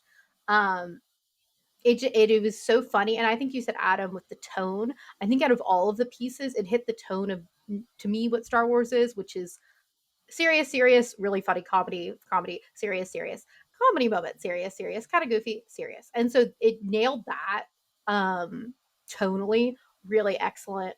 I didn't suspect the twist with the Jedi at the end. Oh, yeah. I thought, so that actually did catch me by surprise. Okay. Which is interesting, but also I didn't know Hans was evil and Frozen, so I'm not good at that. I think everyone is a good person. I believe in the best of everyone. Yeah, so that I did not expect. But yeah, this was I would say objectively the best one, and the one that out of all of these, like I want to see more of as a series. Well, you heard it here first. Abby with the Hollywood secrets. These were all pilots. Disney secret plan. That's my hot revealed. take. Is that a hot take? It's not a hot take. It's like vibrating right now. If it was like if you told me that this was like the tutorial level or like the intro of like a KOTOR sequel or something, I would 100% believe you. Like that's how ingrained into Star Wars it felt. Now, Vince, as someone who's not as familiar with the EU and even just Star Wars in general compared to myself and but you're still a huge fan of Production IG, how do you feel about this episode, man? Well, what really stood out to you? This is like the whole thing with Production IG is like when I saw their name on there, because I wasn't expecting that when I first opened up like the episode list, and you can see the studio's name next to the episode. I was like, Production IG, right? And as I'm looking up Kenji Kamiyama's repertoire, I'm like, he's worked on fantastic films from Production IG, because like back in the 90s they're huge, as like for example like Jinro, fantastic film, really dark. Plot Labor, also really dark. Blood the Last Vampire, fantastic, really dark. And again, Ghost in the Shell, Alone Complex, and the recent Ghost in the Shell that he's also done. That just came out on Netflix, which is 3D Ghost in the Shell. Both fantastic. Like both are fantastic. Both have like changed pretty much all of animation and the whole scope of anime in Japan, and I'm sure like there have been occult fans here. Aside from that, I was just like the whole thing. I will disagree that I don't want to see anymore. I don't want to see anymore. Yeah, here's the thing. I enjoy short film aspects. To me, they've said what they wanted to say here, in my opinion. What's interesting about short film is that you only have so much time and to tell so much story. Again, like you guys analyze, like there's a beginning, a middle, and sometimes, it could just stop. It's okay to just stop, as you can see with the next episode coming up that we're going to talk about with, Toby. And for this, I felt like I was just like, it said what it needs to say in the most complex and badass way out of all the films so far. Even like to me, like, well, I was just like, what's gonna top this? I was looking at the next two episodes and I'm like, I'm not interested. I was like, who's the next one? I was like, Science Saru. I was like, okay, I like Science Saru. And then the next one was like again Toby, and I was just like, I'm not interested. Like the next one I would be interested is Locke and Ocho, but like that was only because like I saw the visualizations of it through like Twitter, and I was just like, this is fantastic, right? So like when it came to this, I was just like, the hype was worth it, because I was just like, the whole aspect of like you said, with the lightsabers reflecting oneself, and like I remember Star Wars Rebels going through that, going through like the whole kyber crystals being like, oh, this is a Jedi, even going towards like I did do like some research after like Star Wars Rebels into getting deep into the rabbit hole of extended lore, where it's just like, these are what the colors represent. This is why the Jedi have these colors in their own caves of destiny and whatnot, right? Whatever you call those Jedi caves, temples, right? Right. Sure. So it's really interesting to see. I was just like, why does she have like this nice olive green, clear lightsaber, where it's just like you get other lightsaber designs. The plot twist at the end was like fantastic, where I was just like, the big reveal where I was like, I thought everyone was a Jedi. And then they like opened up the lightsaber. It's like, oh shit, it's all red. You're like, oh fuck. Right? So I was just like, to me, I was like, this is fantastic. I'm just like, when it ended, I was just like, I don't need it anymore. I'm fine with her just chilling in that planet of Kyber crystals, because I was just like, I'm sure that place will probably be destroyed eventually by whatever Sith comes next within the extended universe, and it's just so good. What about so good. Dad? Her dad died, dude, in the explosion. What you talking about? I don't know. It's implied that he's alive. It's implied. No one's ever really gone. See, like here's my thing too, right? Is like, what's interesting about what I discovered in the extra extended lore is like, there are very rare, Jedi lightsaber makers. I didn't know that. Like in Star Wars Rebels, again, like I just keep watching that, in Clone Wars too. They've only had a droid making the lightsabers, and a satellite, and like a secret satellite that nobody knows about except for the Jedi Council themselves. That brings the young Padawans there after they pass their test, right? And I'm just like, that's so interesting to see it extend to, hey, we have this planet of kyber crystals that are like also fishermen. I was like, it doesn't get any better than this. I was like, I want more, but at the same time, I'm like, I'm satisfied. Okay. All right. Yeah. I actually like, I can empathize with that sentiment. Yeah. However, I fucking want more.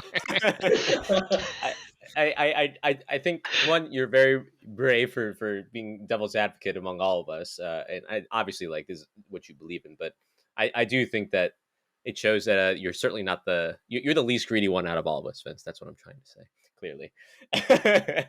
But yeah, I love this episode. Even love the visual of the planet turning into a lightsaber at the end. Just like, what a way Oh to yeah, end that it. gave me chills. That was Yeah, so like I forgot about that until just now, yeah. and oh my god. Like it was so good. It's just amazing episode. I'm glad we're all agreeing on that. All right, episode 6. I'm sure this is going to be a polarizing one. Toby, studio is Science Saru. We've got the director here, Abel Gongora. Devilman Crybaby is what he's known for. Science Saru has done Ping Pong the animation. Writer is Yuichiro Kido. This is the first, because they did a second episode later on. This was an interesting episode for sure. I think what I'll say is this: I clearly could see the influence. Like, let's all be honest. This is clearly like paying a huge homage to Astro Boy, one of the OGs of anime, and like I respect that a lot.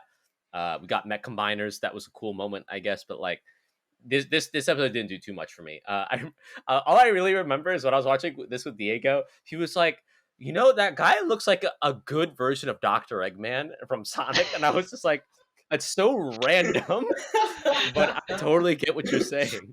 But Vince, you know probably a lot more about this studio and their work, and also you could see the various callbacks that they're doing, like with Astro Boy and whatnot. So, how did you feel about this episode? Given what you said, you were satisfied with episode 5, but you get to episode 6. How are you feeling with this? I completely turned off my brain. I was actually very surprised with this episode because it isn't very Science Saru like, actually. Really? Mm. Right.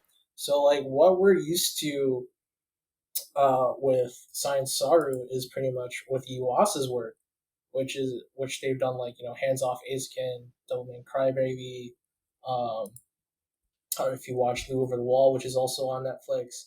Like it's very like into their style, which is like very jumbly, very fun. You know, like it's inconsistent, but like very appealing because like it's in those roughs, right? That's the Science Saru style that like we've all known because it's on Netflix, and you know Yuasa has gone through all of that. So to see something so tight, you know, and like not really like have the emotion of like fluidity and has like that rigidness of like your typical anime and their homages towards Tezuka for Astro Boy was really interesting to see what they've done with it. And to be honest, like I didn't mind it. The whole episode itself was kind of just, it fell flat for me. What was great was the fight scene. However, it just had no emotional backing for me to care. Mm-hmm. You know what I mean? It's just like the Sith arrive, oh god, destroy all Jedi and whatnot, right? You see this boy being like, I'm the child of destiny and whatnot. I'm just like, this is cool. At least his like fighting style felt like, you know, a little bit of Yoda's, which they've done their research on. Like at least they've done research on like the choreo for Star Wars, because I was just like, this is a fantastic fight scene. I just wish I cared about it. But like that was my whole vibe for like the whole episode in itself. Where it's like, this is kind of cool. Where it's like it talks about what the post original trilogy. So that was really nice. But at the same time, I was just like, the world building is a little too small. It is one of those episodes that definitely could have used those 5 extra minutes to be a 20-minute episode. Right? It could have been really great, or like at least had more substance or like solidity Right. to be a good episode. It just needed that extra time. Right. How about you, Diego? Mr. Good Dr. Eggman. So I was really confused throughout the whole episode. Like there are definitely some moments of like, like, you know, when he turns on the beacon and you realize like, oh, there's a Sith coming now. Like it was definitely like, oh shit. Right. And there was like a little bit of emotional payoff, I think, like with him, like he's like, yeah, I'm a real boy now. I'm a real Jedi now. Like it's real boy. It's definitely like cute. It's just like I'm gonna be honest. Like, I don't know who like this episode's audience is, because Right. it's like a little too serious for like younger kids. Like serious and like a little like Interesting. it would go over their heads. I feel like, Yeah. because it's like there's like deep themes here about like creating life, right? And like what Yes. constitutes like being like a living being, Mm-hmm. and like what the aim of the Jedi is. Right. And there's this fucking Sith monster, like, I'm gonna fucking kill you. Yeah, Like, yeah. And then there's come on, COB, let's do it. And then like they like, combine like a Megazord. I was like, oh, sure, like whatever. yeah, and it's crazy that you mentioned I didn't put these two thoughts together until like when you mentioned it, but I didn't realize that the same guy directed Devilman Crybaby. And there's some scene towards the end of Devilman Crybaby that is just as like confusing as this ending fight scene. There's just like all the it's been so long since I watched it, but they're like basically doing the same thing as like the Mechazor or whatever. Like Right. they're combining. Yeah. And I'm just like, I realized now that I experienced like the exact same confusion watching that, except like with Devilman, it's like, oh, like, wow, cool. And with this episode, it was like, well, what is happening? But yeah, I like this one is definitely like I don't want to say I like outright disliked it. Right. It's just not one I would watch again. Mm. Because like you see it once and you're kind of just like, okay. I there it had its moments, but I was definitely not like, I was tuned out. Yeah, I can certainly understand the sentiment. Abby, are you of the same opinion of everyone else, or I have you have a different nothing take? I have nothing to add. Just the only thing I saw on Reddit, which I thought was interesting, was Mhm. like, "Are Jedi racist?" And I was like, I was like, what would that be like species? But there's like aliens who are Jedi, but like robots can't be Jedi because they're not a living thing. So is an AI a living thing? The Force is supposed to come through everything that's a living thing, which is why there's alien Jedi and human Right. Jedi, but Right. can a robot? So that's like a weird lore thing that someone brought up, and I've been thinking about that with this episode. That's all I had to say. Yeah, that's a really interesting like thought Yeah. about like what is it like there's definitely a lot to be said about like droid discrimination in the universe. Right. Like there's never been like a thing where like it's like in KOTOR, like you can only use like certain force powers on droids, right? Mhm. So it's like it wouldn't be like such a leap to imagine that like, okay, maybe there's like some droid that has like some sort of like, definitely all of them have sentience, but like one has like midichlorians in it somehow. Right. Well, So I think that touches on kind of something that Diego said, where there's something in this episode where it's just like, wow, like there's something here, but then it just kind of gets bogged down. Also, like I'm so sorry, but like the actor for Toby, especially for the English sub, was a little too good to be of being a little kid. Where I was like, okay, I can't stand listening to this guy for like like I want to be a Jedi. Yeah, it's like oh. oh god. But I think that the thing that stood out to me this episode, one, it's a very distinct creative vision. Like you can enjoy it or not, but you can tell like this is what we're doing. This is what we want to make. And I'll always applaud that. And the other thing that stood out to me too was something that at the end, what he said about what Jedi are supposed to do, which is to bring life to new worlds.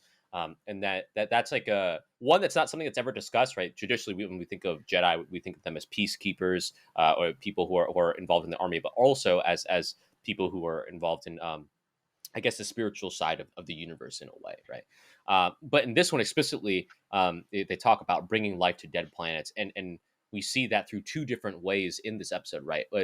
Most of the experiments that the Jedi that was doing was trying to create organic life, right? In plants, something like trying to cause rain to fall, stuff like that. And then we also see, obviously, through Toby that he also created artificial life, not only through Toby, but also all the other robots that are there.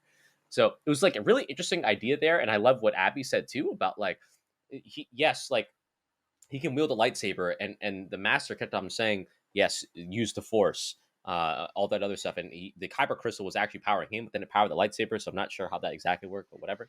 There's like a lot of like questions there that like, that could be something, but I agree with Diego. Like I don't ever need to watch this ever again. Damn. I'm really good. be like that. It really do be like that Really sometimes. be like that. It really do. So, episode 7, we go back to Studio Trigger. This is their second episode in this anthology, The Elder. Uh, Clearly, complete contrast to their first outing with episode 3 and the twins. Like, I'm talking like, you know, you can't get more opposite. You know what I'm saying? Like, it really is the complete opposite side of the spectrum. Director and writer here is Masahiko Otsuka. I'm not sure if you can give a bit more context on him, Vince. I couldn't really find too much on him. But the cast here was really good.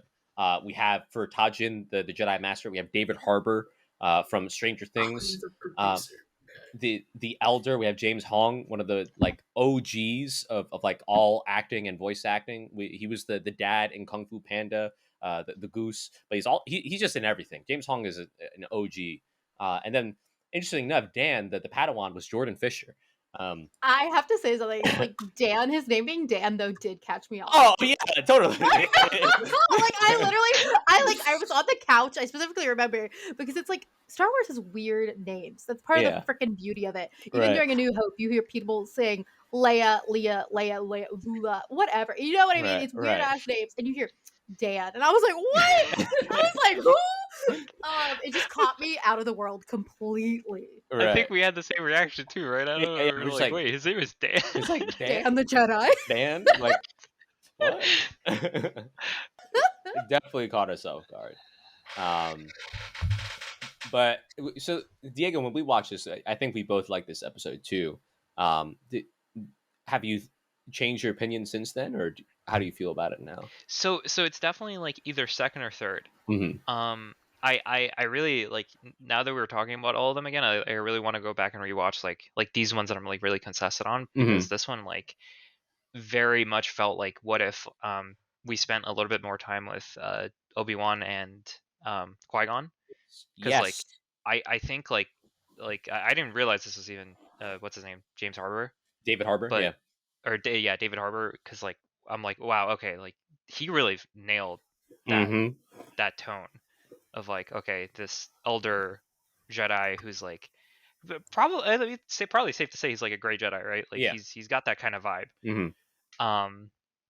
And like the chemistry he had with the Padawan is like insanely good too. Like this is literally like, this felt like just like parallel universe, like Anakin and Obi-Wan, or Anakin, like either or actually. They could have been like, you know, what if Obi-Wan died instead of Qui-Gon? Right. And like Anakin was his Padawan. Yeah.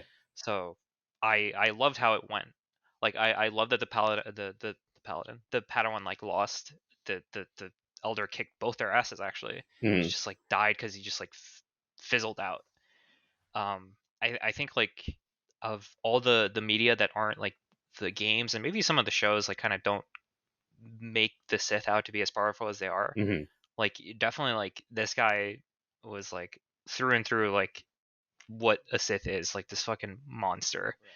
And just like the fact that they only the only reason they didn't die is just because he was too old, right? and the episode was just like, yeah, that's it, that's the episode. I think like not enough of the like more of that needs to be in Star Wars in general. I think like really like letting the bad guys win for once. I mean they do, but like not in the not letting you sit with it, I think. Which we'll get to with the last episode for sure. Sure. Definitely like this is why I liked this episode and that one, because like it kind of ends in a way you wouldn't really expect. Yeah, absolutely. For you, Vince, obviously you're a big fan of Studio Trigger, and this is their second outing in this. How did you feel about that contrast, right, between their first outing and this one, and how different it was? Did it hit right for you, or was it more like a they're not playing to their strengths sort of thing? That was awful. Oh, interesting. Straight off the bat, this was the worst episode for me. Ooh, okay. Because like it was just so boring. Ahead, Dan did some dumb shit as a Padawan, like literally no backing whatsoever. I'm just like he's just very into, you know, let's get to it, or just like literally so curious that it kills him.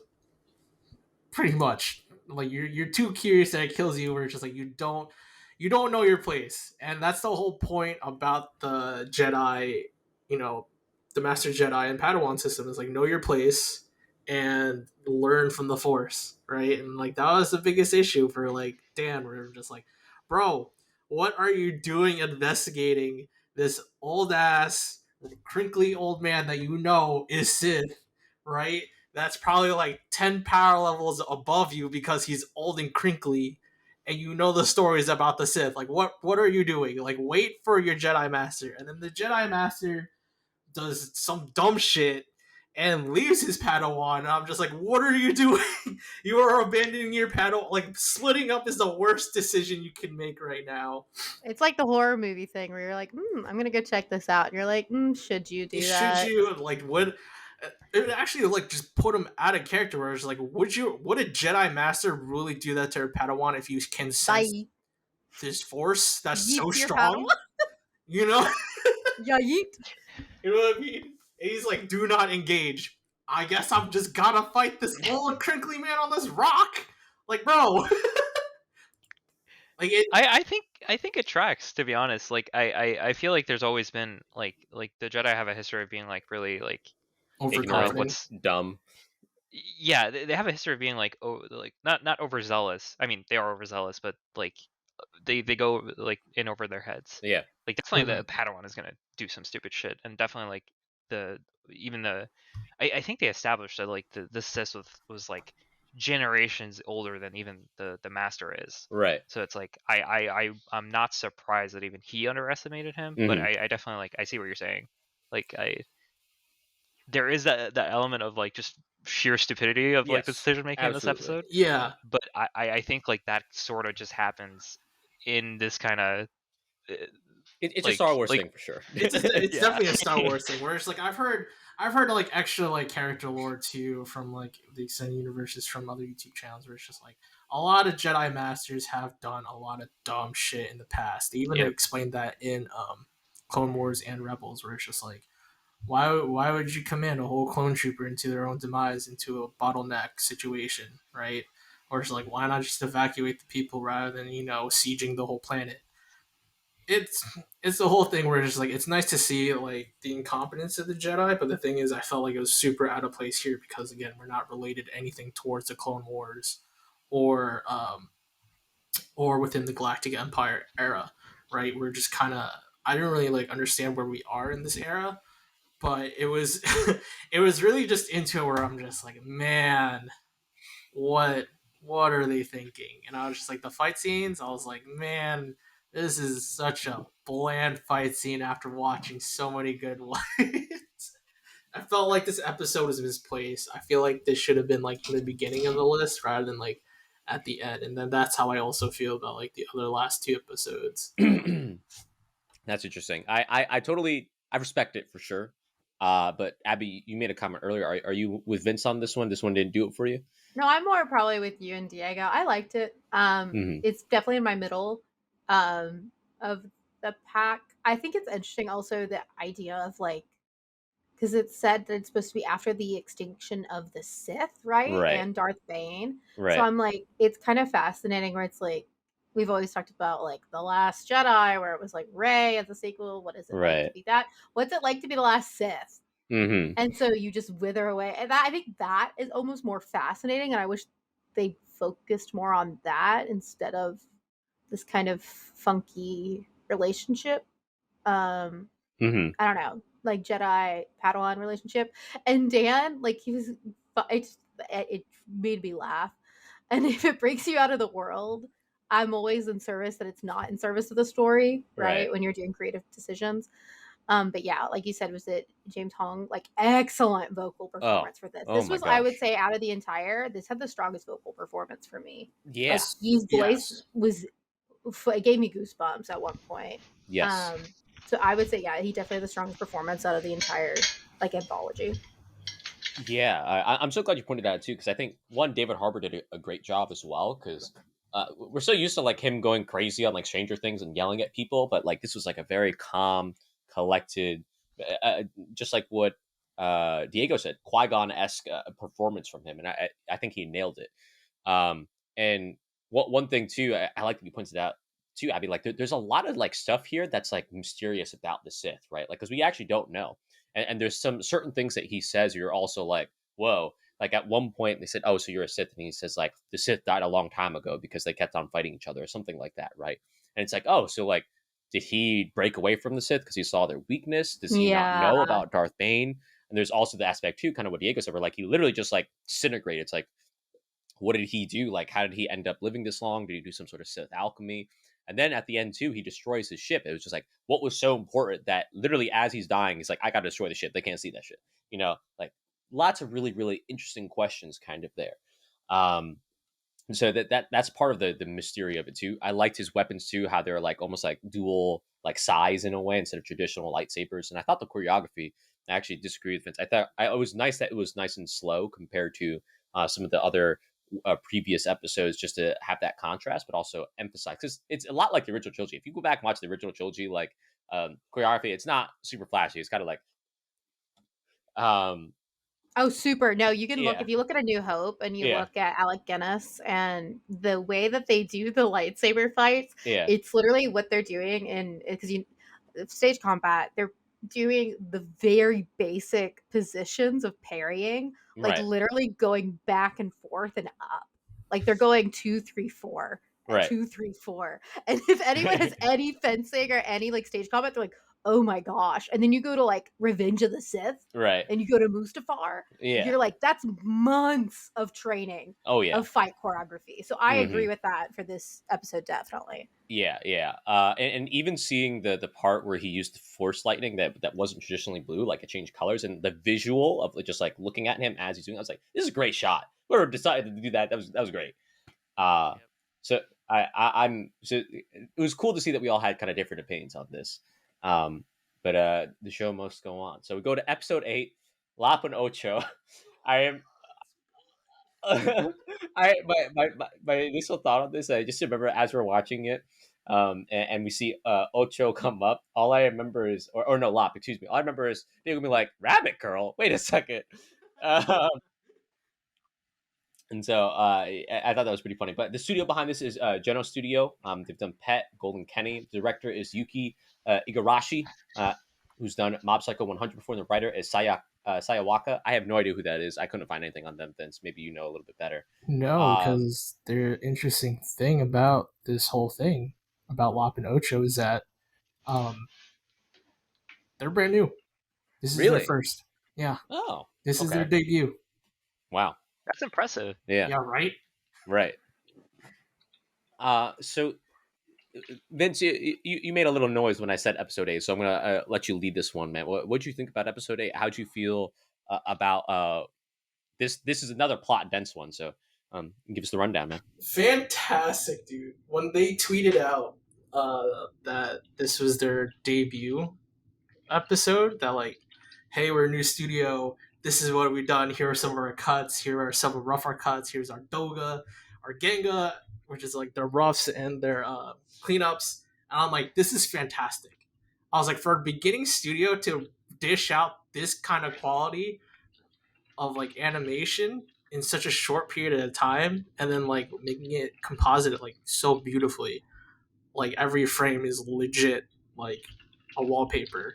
And like I feel like they've also nailed down like the planetary scale, meaning that like they do scale so well with just balancing out the small characters but emphasizing them as a small character compared to like a bigger shape, right, with its own world.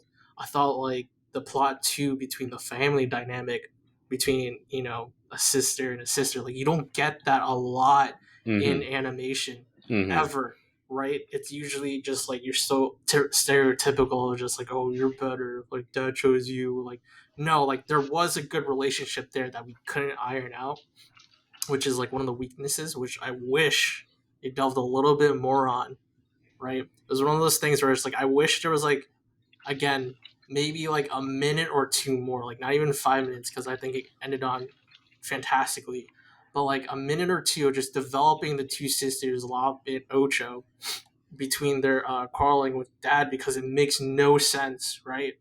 As to like what we were thrown into throughout the episode, where just like, you know, dad's going against the empire after, you know, having peace on this planet for so long. and then the daughter Ocho wants to like join the Empire, which is like a huge no go for the father, right? And so and so like I love me a good revenge story where it's just like she hates her father, and like Mm-hmm. the adopted child becomes the chosen one of the family, the heir to the family. The whole time I was just enamored by just the art and the animation itself, and like the fact that again this was their first time doing it is like a huge feat, because I wanted more. To me, this was a legitimate like pilot. Like if they're gonna make more, like I want more out of this, and that's how I felt throughout the whole thing. Where I was just like, this is fantastic. I want to go into more. This background is so good. I was like, I want more, because like it just felt like its own planet, and that's like one thing Star Wars has always struggled in currently with Disney, is that they're reusing so many assets. Is that now it feels small. It just feels like we're just in the outer rim, right? But to me, this is the first time. Also, with continuing on with like Ninth Jedi, and I'm blanking out, and the Village Bride, right? Those two had like the heaviest like planetary uh, lore to it, quote unquote, where it's just like the backgrounds just made it feel different, right? It wasn't too Japanese, it wasn't too Western, it wasn't too Star Wars, right? Where Mm-hmm. it's just like compared to, let's say, like the twins, where it's like you're the twin, the male twin is definitely on Tatooine with the two on a desert planet with two suns. You know what I mean? Where it's just like you see that too in Rebels and Clone Wars, which like repeated assets of Tatooine, uh, the city, Cloud City, and then Camino, and then we just rinse and repeat those three assets over and over and over again, and see where we could just rearrange. And I was just like, okay, you're making it feel a little bit too small, but this time with Lop and Ocho felt like it was huge, and the ambiance was fantastic, especially with like then going into the deeper lore of the family, where it's just like, hey, we're actually a whole like family of Jedi, but I pass this down to you know every family member who wants to go into becoming the lead of the family clan, I guess that's what it was. um it's just so good, so fantastic. That last fight too. Whew. Whew. Sheesh. Very rarely do you ever see anyone innovate on lightsaber and weapon design, but they fucking nailed it with this one. With like, Mm-hmm. the three stick nunchaku with the blades. I was like, oh, that's so sick. And then like with the size too, being incorporated, her figuring out her force ability. I'm just like, yes, I'm here for it. I'm here for this coming of age story. And like, Mm-hmm. I'm okay with Rabbit Girl. I'm honestly just being like, dude, that's one thing where I was just like, talking about repeated assets, I'm just like, man, we always get a human or a human looking like guy, right? Jedi, Padawan. I'm just like, man, it'd be great to like see a different character, right? Aside from Toby, which he's an enigma. Um, Sure, sure. right? I'm just like, finally, like someone different who holds a lightsaber, right? Which is like a rabbit girl. Like, fuck it, why not? Right. Well, one thing I want to say before I actually give it to Abby, because I want to touch on something that she had mentioned earlier. I do want to agree with you in terms of the visuals of this episode. Obviously, art wise, animation wise, is beautiful. I think a lot about the scene where the transition of the lightsaber, hand passing the torch, basically beautiful, absolutely beautiful. But Wonderful I agree shot. with you in terms of the worlds, right? The way it is traditionally in Star Wars, we usually get single biome worlds like, oh, it's a desert planet, Tatooine, Jakku, Geonosis. Oh, it's a ocean planet, Camino. Oh, it's a forest planet, Endor. Like it's only ever a single biome, and I think what they did with this planet here, they made it so lived in, and actually like something that you can think of. Like when I was, especially in the cityscapes, I was like, this is Hong Kong in Star Wars. That's what it looks like to me. Dense alleyways, full of life, lots of markets, that sort of thing. So I'm really glad that you pointed that out. But I do really want to touch on something that you said, Abby. Right, one thing that you felt like you saw during Visions was the idea of like passing things on through generation to generation. I think there's no better episode to talk about that than this one. So how did you feel about it? What did you think about episode 8? I do agree with that, where it was like sisters and you have adopted family versus like biological family. Mm-hmm. This didn't really hit for me. Ooh, I know, okay. and Ben's just one of those beautiful, eloquent. Right. He's doing the what? It just didn't hit for me. And like I said, I think it's interesting because you can also kind of categorize, I think, each of these episodes into being either like for Star Wars fans or for anime fans, or is it an anime with Star Wars influences, or is it a Star Wars thing with you know what I mean? I think yes. they're very I can see different. that. Does that make sense, Ben? Yes, it yeah. does. And I think maybe more of us are more neutral on this one, and I think you really, really, really liked it. It's so anime. It's so yeah, anime. it is. It's super. It is. I would say out of all 9, I think it was the most anime as a style and also story. Yeah, that's I interesting. thought the Twins was like super anime. I was like, you can't get any more anime than that.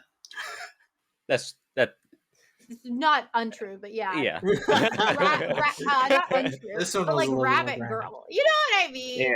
Yeah. You got a Rabbit Girl. I just Why it didn't aren't hit for there me. pet animal-looking people in the Star Wars universe? What do you mean, bro? Did you watch episode 6 with the Ewoks? It was an entire planet full of them. Yeah, little teddy bears. Yeah. Yeah, teddy bears. That was like one instance, and then they never came back because they all died. They did not all die. It wasn't a genocide. Come on. Anyway, keep going, Abby. No, I feel like it just didn't hit for me. Other stuff hit more. That's it. I think that's fair. For me, this was an episode where I felt like they needed more time. Like, what's her name? Ocho's like descent from being like, yeah, become a part of our family. Yeah. And like, Dad, why are you fighting the Empire? What's wrong with you? Actually, I joined the Empire. I hate you. You're not even my real sister. I was like, whoa, we're moving way too fast. Like, hold on. Like, it was we went from 0 to 100 real quick. And I felt like what it needed was obviously more development of their relationship, but also like Lop is supposed to be like the main character, and I feel like I know nothing about her, sort of thing. Like there's not enough development. Yeah, that's an orphan. There's not much to know about an orphan, bro. No, but the thing is, like a lot of things just happen to her. She doesn't actually make a lot of decisions in certain cases. Okay, oh, I'm joining the family. That was Ocho's decision, not her. Oh, I'm getting the lightsaber. That was the dad's decision, not hers. Sort of like a lot of things just happened to her. No, she accepted the lightsaber. She's like, "Why are you giving this to me?" It's like, you're now the heir of the family. Sure. This responsibility on you. What I'm saying is that like if we want the payoff of their fight to be emotional, like we need to know more about her, especially. Okay. I thought the dad did a great job. It was voiced by the same guy who does Hanzo from Overwatch. Oh, hell yeah. Me and Diego noticed when we were watching. Oh, hell yeah. Yeah. And child, what's her name? Was Diva. No, it wasn't girl. I looked it up. It wasn't Diva. I looked it up. Are you sure? Yeah, it wasn't. Because we both thought it was. It sounded like Diva. Ocho sounded like Diva, but it wasn't. But I think visually this episode is great. I like some of the things that Vince called out with like the 3-section staff and the like I said before, that lightsaber scene in the temple. I was like, this is beautiful. I love what I'm seeing here. And the whole idea of like the idea of like we don't ever often see like the Empire's impact on just like small secluded worlds, and like how it could be a benefit, but also it could be a drawback in some ways. So I think it was a cool angle, but I'm more on the side of Abby, where it didn't quite hit for me, even though I have so much respect for it in a way. How about you, Diego? Yeah, I can't really add in anything else besides like this one also is one that had like a ton of potential. I definitely like expected a little bit more out of it, to be honest, like with how much because they showed this one and the twins like a lot in the marketing, right? I definitely thought this one would like say/do a little bit more, but I still loved it. I think like it didn't really like fall as flat for me as did like the Village Elder or whichever the Village episode was, but definitely like it just barely missed the mark, like when you were saying like there was kind of like a jump, and then when it ended I was like, oh, that's it. Yeah. So, but actually, like out of all of them, the ones where I want to see more of is like this is the only other one besides Ninth Jedi where I would actually like watch this as a series. Yes, I agree. I'd like to see more of this story because clearly, like the family drama is not over, sort of thing, and I'd be interested in seeing where it goes. But yeah, sorry that you're the only one who loves this episode, Vince. I'm sorry. Normies, man. Oh my god. Yeah, Actually, yeah.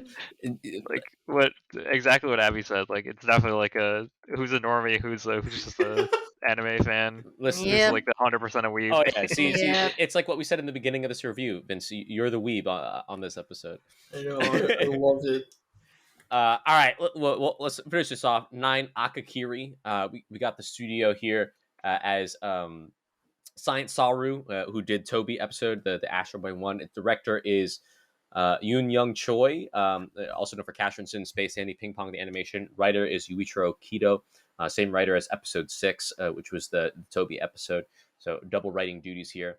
All-star cast that we got going on here as well. We have Henry Golding in here, Jamie Chung, George Takei. So a lot of really... Oof.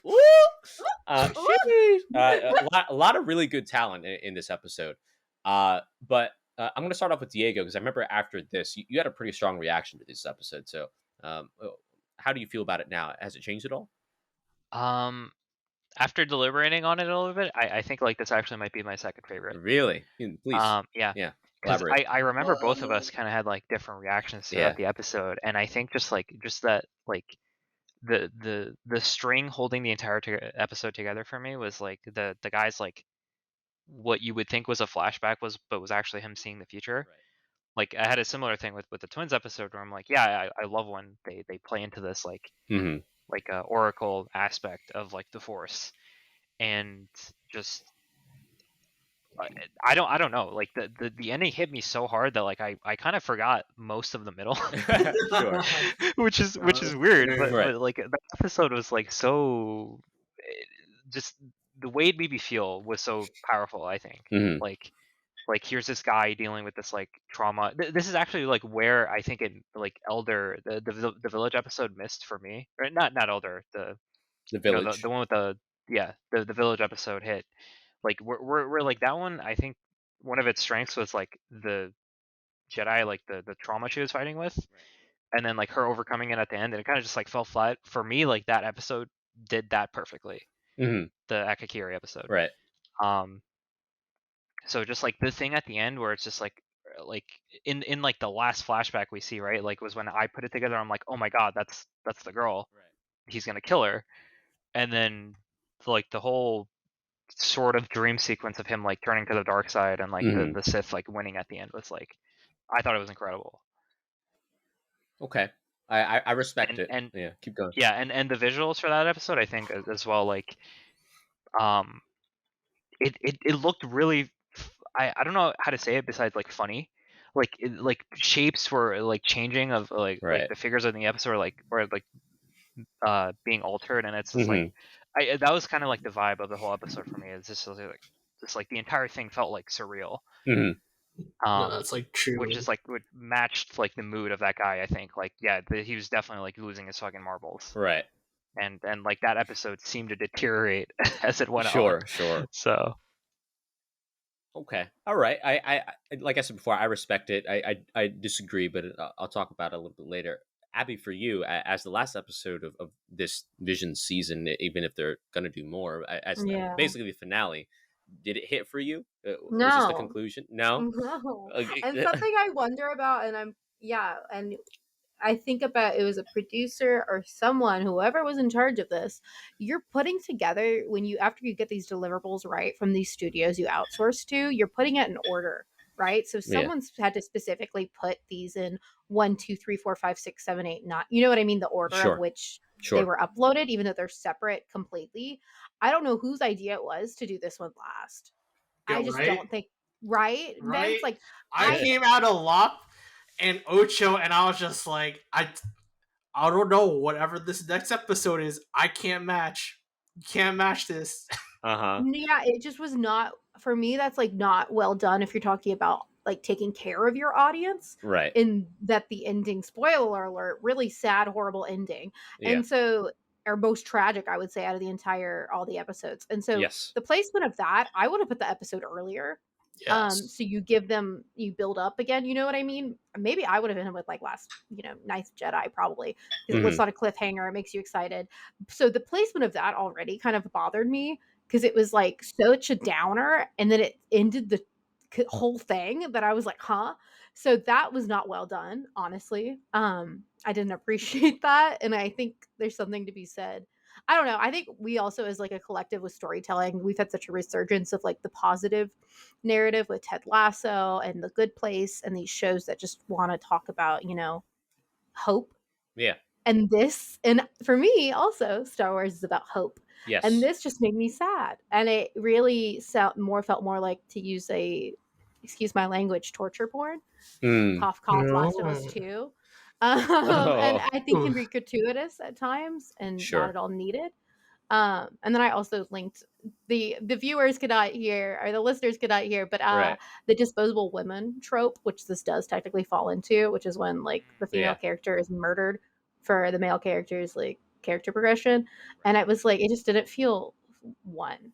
Like I was like, what? And then you empathize, right? Like if you were in those shoes, if your partner, would you join the person who murdered your SO? I say no. Yeah, But that's fair. That's I don't fair. know. So it really, Hot take. You wouldn't. Hot mixed take. feelings, y'all. Tweet that one out, Abby. See what the world What? thinks. What? Should I tweet that and say, would you Tweet that murder out. first? Yeah. Highlights from Adam's podcast. Yeah. Yeah. I could see what you mean. But I want to hear from Vince, because he seemed to be on the same page as you. Following up from Lop and Ocho, man, how'd you feel about this episode?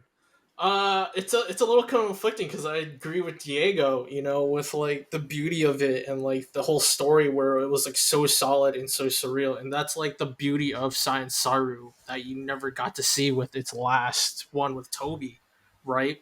Like this episode was true Science Saru, where it's like it was surreal and inconsistent in a most appealing way, right? Because it focuses on the deranged mind and deterioration of the Jedi playing in there.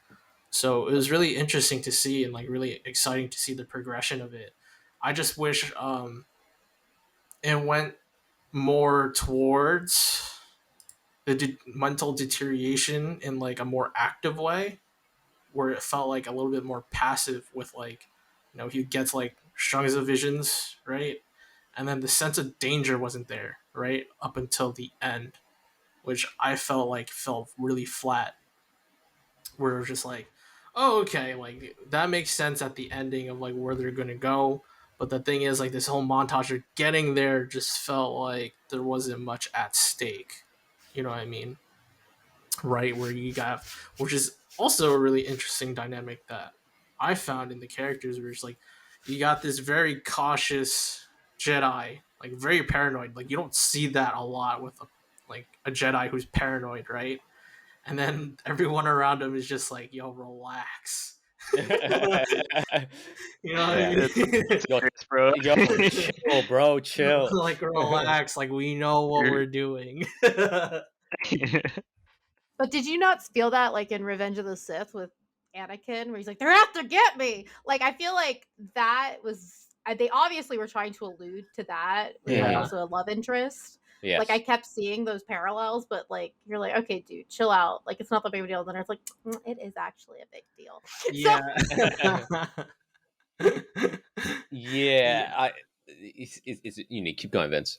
Yeah, like it's so interesting, especially like there wasn't really much development either before between the Jedi and the princess, where it was just like we got a childhood flashback and we got like maybe 2 more flashbacks between to solidify it, which is fine. Again, another episode where I felt like you just needed 5 more minutes, the 20-minute mark, just to be like, we fleshed out their backstory, we can now move forward, because that was the biggest weakness, was to me the character connections, to actually care about these characters.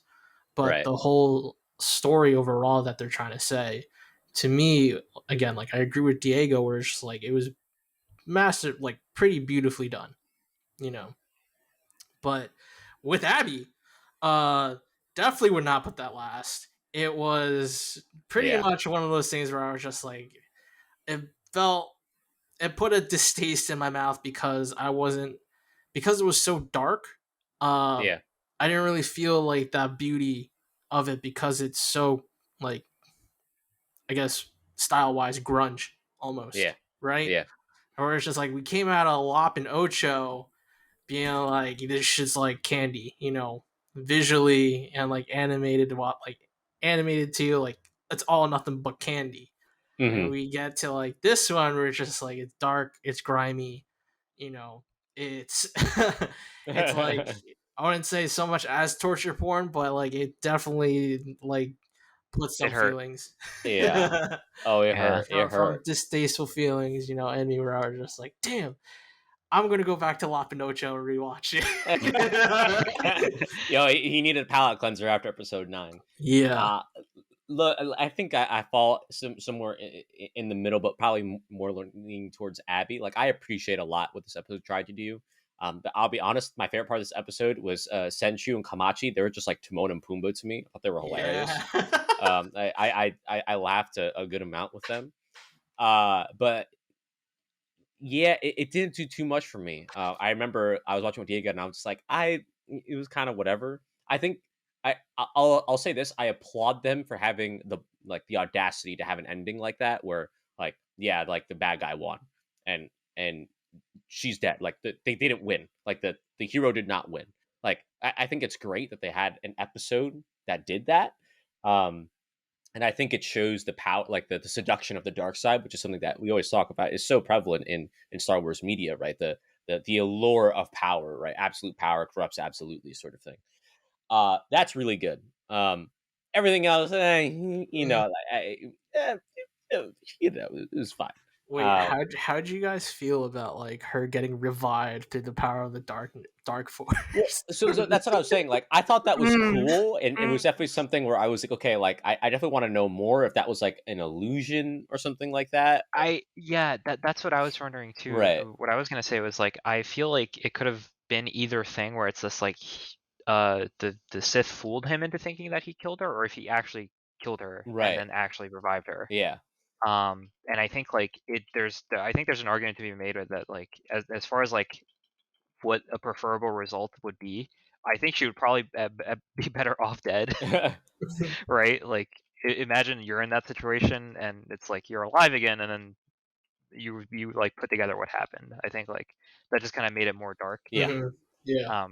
But yeah, I definitely see the reasoning for like not like absolutely despising that being the last episode. yeah, I actually I don't quite agree. I'm like barely there, right, but I think it's just like for what I was expecting and just right. like the feeling it gave me, I'm like glad that that was the last episode. Hmm. Because it was the most unique ending and also just like the most striking like the fact that it does the opposite of leaving you satisfied, I guess, is like it in the way that makes me want to see more. Like I just going off vibes alone, like that's why like that was my second favorite. And I I get it. wonder though, when we talk about though with like villains winning, this to me felt like yes, the villain won, but it just didn't. It didn't feel earned. But at what cost? Yeah, Yeah, at what cost? And I definitely agree with you, Adam. I think there's Everything. storytelling for where the villain wins and it feels right. yeah, Like I think of yes, Kefta in Final Fantasy hmm, VI. That feels right, so good, even though it's like, oh, this is bad. Like it That right, shit feels heavy. good. Like it's hmm. supposed to happen. You're like, ooh, and it's meaty. And but this, it just was like, okay. Yeah. It was like in isolation. It's just like, yeah, I love the idea that the villain won. Like their manipulations Yes. work perfectly. But then like when you watch the episode, it's like, okay, well, I guess it was cool that you went there, but it's whatever sort of thing. Yeah. Okay, so wrapping up the talking about this season, do want to throw some other questions at you before we talk about our tier list here. How do you all feel about the length here? I know we talked about the order being a little weird, but did you feel like this was a good amount of episodes? Did you want to see more potentially from other studios? Do you feel like this is what you wanted out of Visions? Yeah, I felt like 15 to 14 minutes is a good time for a short. I meant number of episodes. Sorry, I should have clarified. Not episode length. Yeah, number of episodes. Okay. Yeah. All right. Yeah, I'm fine with 8. Here's the thing: like, there's so many. 9. There's only so many. Right, 5. Sorry. No, There's 9. only There's 9 episodes. there's 9. Okay. Keep going. I'm sorry. Keep going. There's only so many like anime studios that can jump on it, right? Because like, one thing that people don't understand is that right now the anime space is very, very tight on both time and budget. Like, I feel like even if this is Disney, I feel like they were just having fun with it, but like I still feel like the budget probably wasn't there either. You know what I mean? Right? So like they just contacted any studios like, hey, who wants to jump on the Star Wars thing? And then whatever it was, like first come, first serve, whichever studio wants to go into. Obviously they contacted the big 3, which is like, again, Production IG, Studio Trigger. Right. Obviously, like if they wanted to, they would probably have enough money to even contact Mappa, but Mappa's maybe doing even Toei. Yeah. And the thing is though, is like Studio Mappa is currently doing Jujutsu Kaisen, Chainsaw Man, like Right. Mob Psycho season 3, right?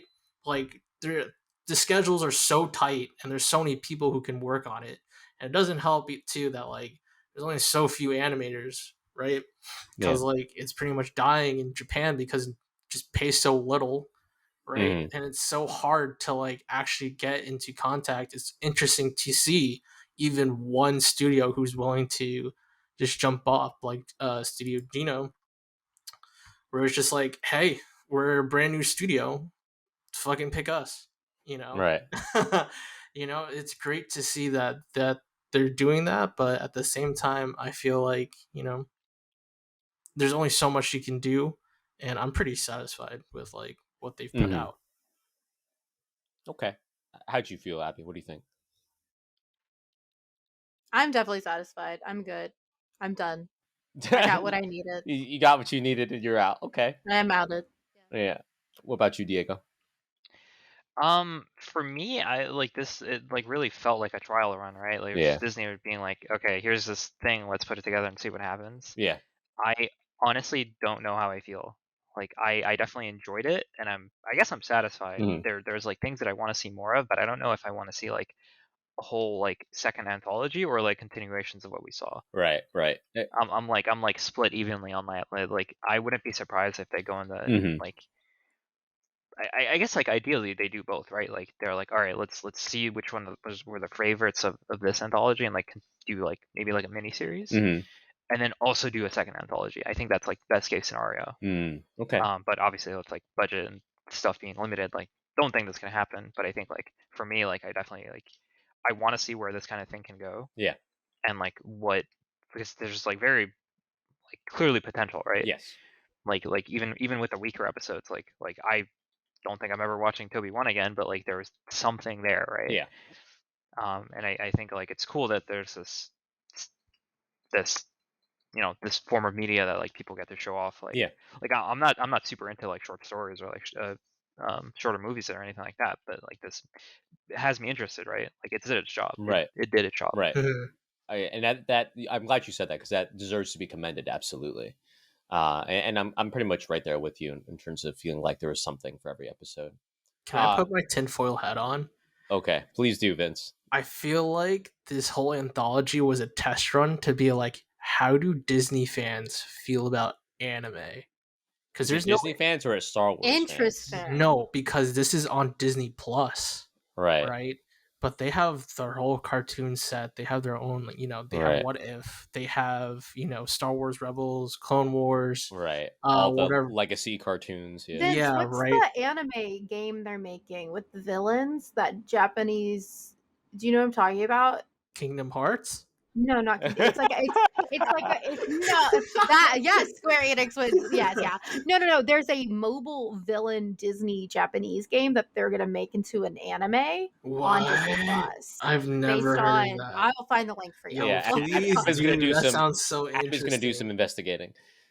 But yeah, I feel like because Disney isn't known for anime, and the thing is, they've tried to do anime on Disney XD with Naruto. Naruto. I remember that, I right? remember. They got the rights to Naruto somehow away from Cartoon Network. Mm-hmm. And so they streamed it for a while and it absolutely flopped.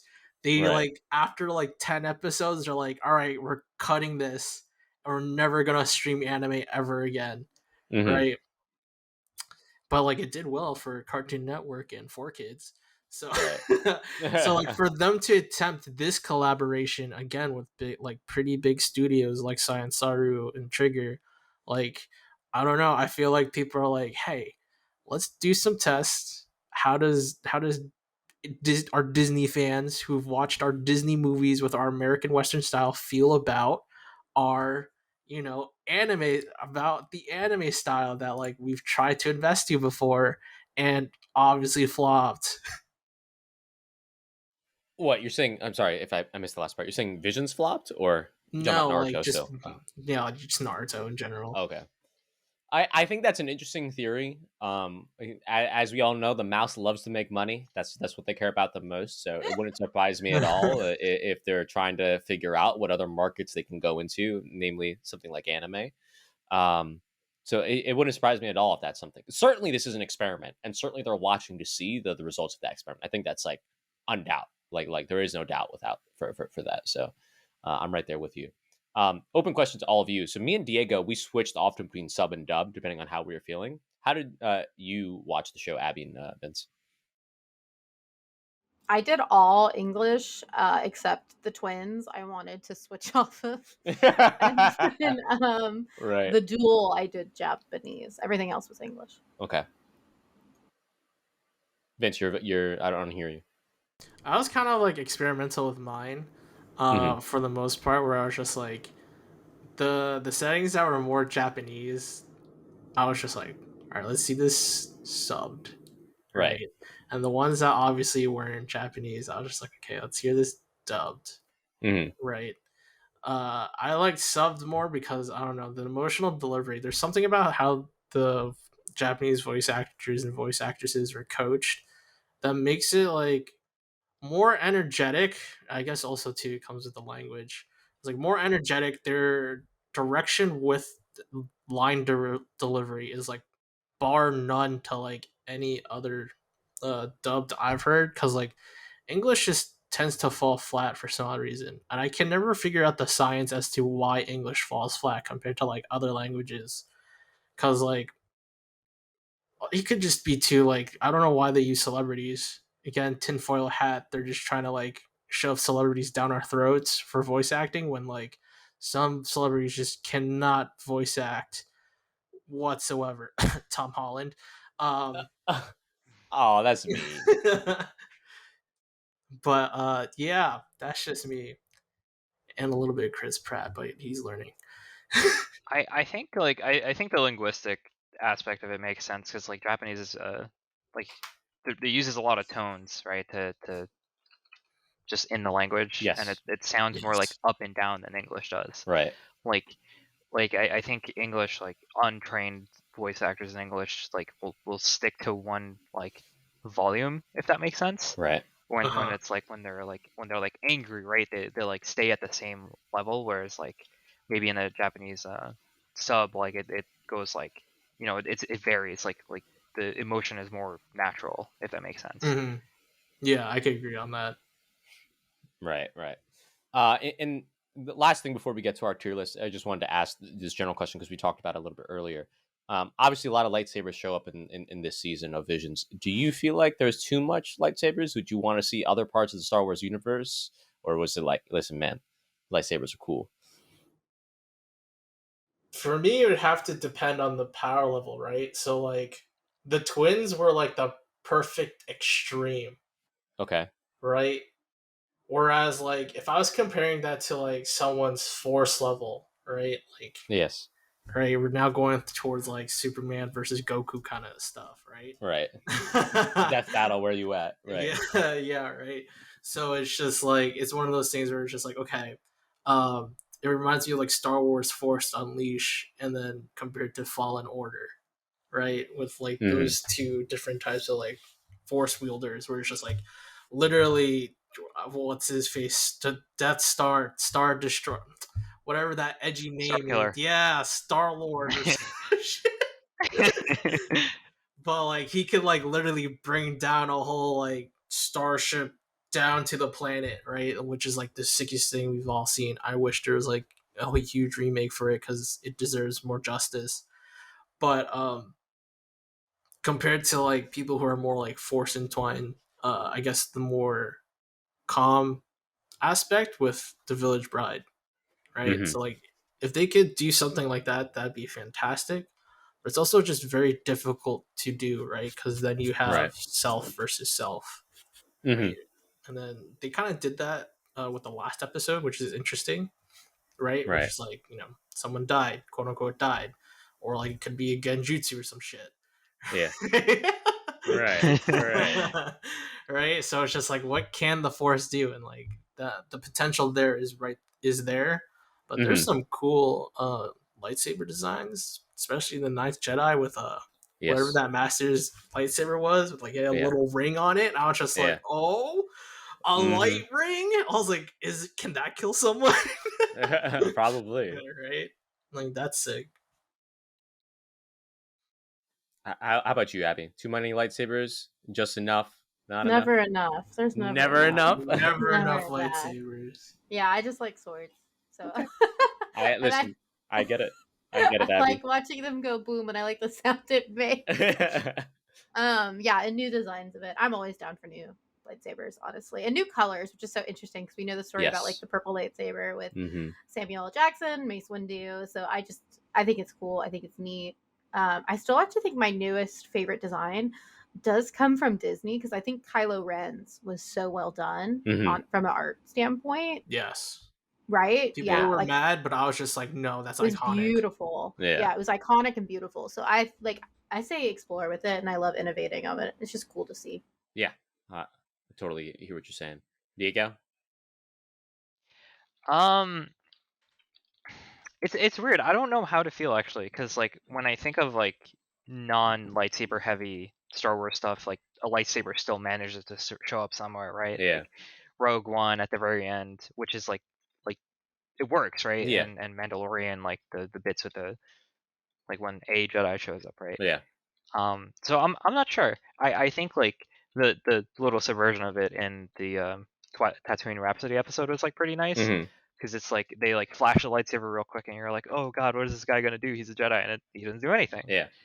I think stuff like that is pretty cool. And I think it kind of harkens back to what we mentioned before about like it feels like each studio is like given like a checklist of Mhm. like things to include, Right. and like probably all of them were told like, yeah, have a lightsaber Mhm. somewhere, and maybe all of them were like, let's just do a Jedi thing with all of them, except for the Tatooine one. So I get it. All right. So to wrap things up before we give, closing thoughts, final reviews, we'll just go around and say either if you have an entire list like Diego does about your favorite episodes from first to last, or you could just say something like a top 3, top 5. So Diego, start with you since you already have your list at the bottom here. oh Yeah. so one like by far Ninth Jedi.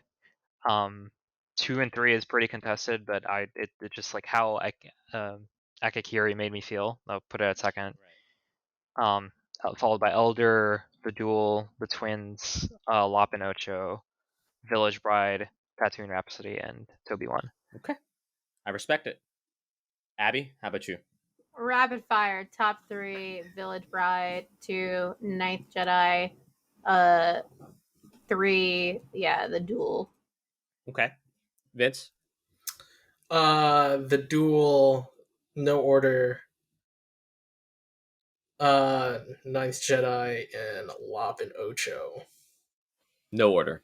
Okay. No Order. For me, it's definitely Night Jedi number 1. I probably put the Duel at number 2. Number 3 would probably be the Elder. But definitely, there was nothing in this season that I felt like was awful or anything like that. Just some that didn't quite hit. But okay. So let's wrap this thing up. Just closing thoughts and final ratings, and of course, Vince, we'll start with you, considering your pedigree with anime and animation. I think this is a step in the right direction. I still don't know how I feel about Disney having a monopoly.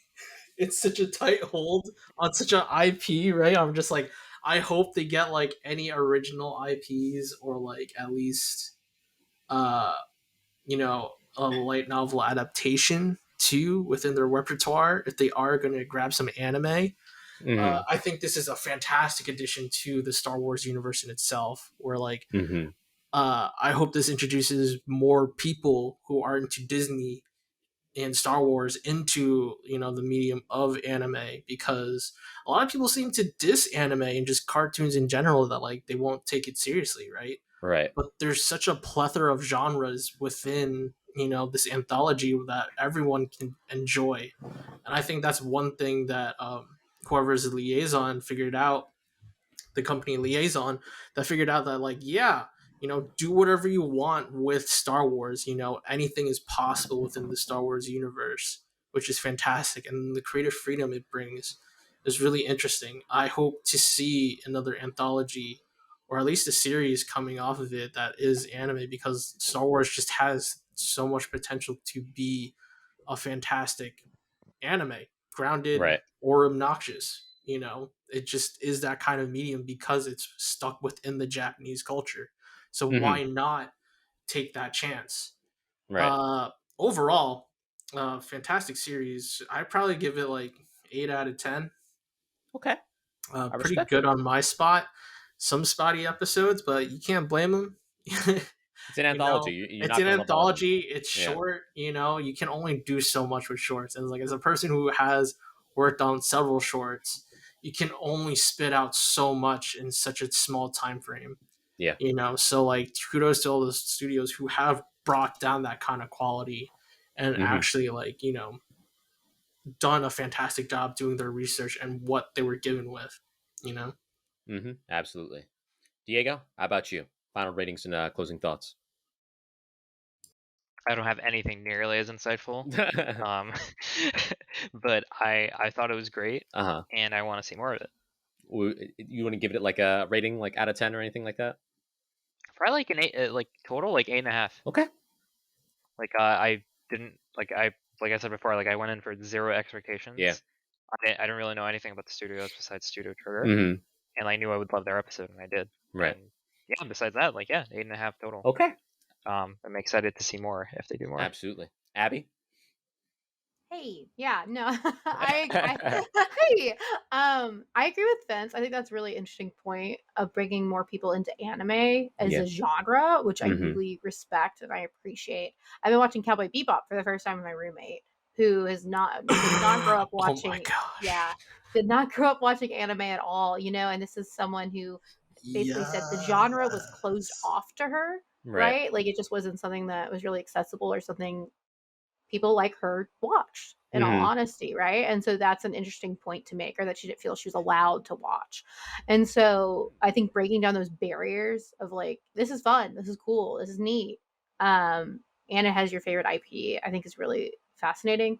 I also really, as a study in genre, of different takes on the same world from different artistic Right. perspectives, Right. it's super fascinating, and I can't really think of anything that does that in an anthology style. Mhm. So I just thought that was a big gamble, and I think it was really cool, from that kind of standpoint. Nothing, again, I talked about at the very beginning, like Star Wars for me is kind of like family and also like community. Right. I'm not probably going to rewatch any of them, even though I Mm. liked Yeah, them, Right. I agree. which I think is that to me is like why I would probably give it like a solid, like it's good. It's a 7 for me. Like Okay. it's above average, but I'm not gonna rewatch it. Because Yeah. it didn't have that impact. And I'll rewatch Rogue One. Like, you know what I mean? So like, but I think that's interesting. Like I'm like, huh. And I'll rewatch certain Pixar shorts, so it doesn't have to do with the length either. Right. Right. Um, yeah, there's something there. It's something we can talk about. You had your 5-hour Last Jedi podcast, but there's something with the Disney era that seems, for me at least personally, there's a heart that really does seem to be missing. Yes. It seems Star Wars, but you dress it up, but the core doesn't seem to be there, and that sounds so dramatic. Right. But Right. it just nothing has really hit, which makes me a little sad. Except Unlucky. Mandalorian. I would say maybe Mandalorian when I Mhm. first saw Baby Yoda.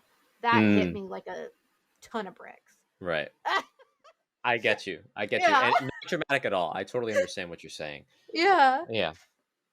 So you said 6, right? 6 out of 10? Yeah, I'd say like a 6 Okay. or 7 out of 10. Okay. Yeah, I think everyone touched on a lot of really good points. I also went in with not too many expectations, and also really not a lot of background on who these studios were. Like, honestly, when Diego was talking about Studio Trigger, I was like, oh, I had no idea. It's just not like something that I really keep up with. So overall, I enjoyed it. I probably give it like a matinee. I'll say this: like, none of the episodes are bad. Like, there wasn't an episode here like how I felt when I saw Transformers 4 in the theater. I was like, that was horrible. I cannot believe. Like, that is unbelievable. It wasn't like that, right? Or when I go back and watch episode 1 and I hear some of the accents, I'm like, that's unbelievable. I can't believe that actually Yeah, that was bad. sort of Very thing. bad. Nothing like that. There's some that hit and some that don't. The ones that do hit, I'm like, okay, I feel the Star Wars spirit in here. Like, we're getting towards that a little bit, and that's always a good feeling to have, especially in this new era of Star Wars that we find ourselves in. I really want to echo something that many of you said about.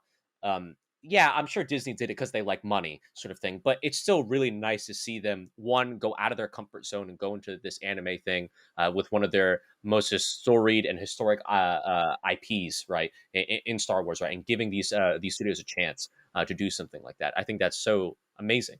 And even kind of what we were saying before, it's a chance for let's not miss words here, normies to kind of like get exposed to anime, right? And I think that's good.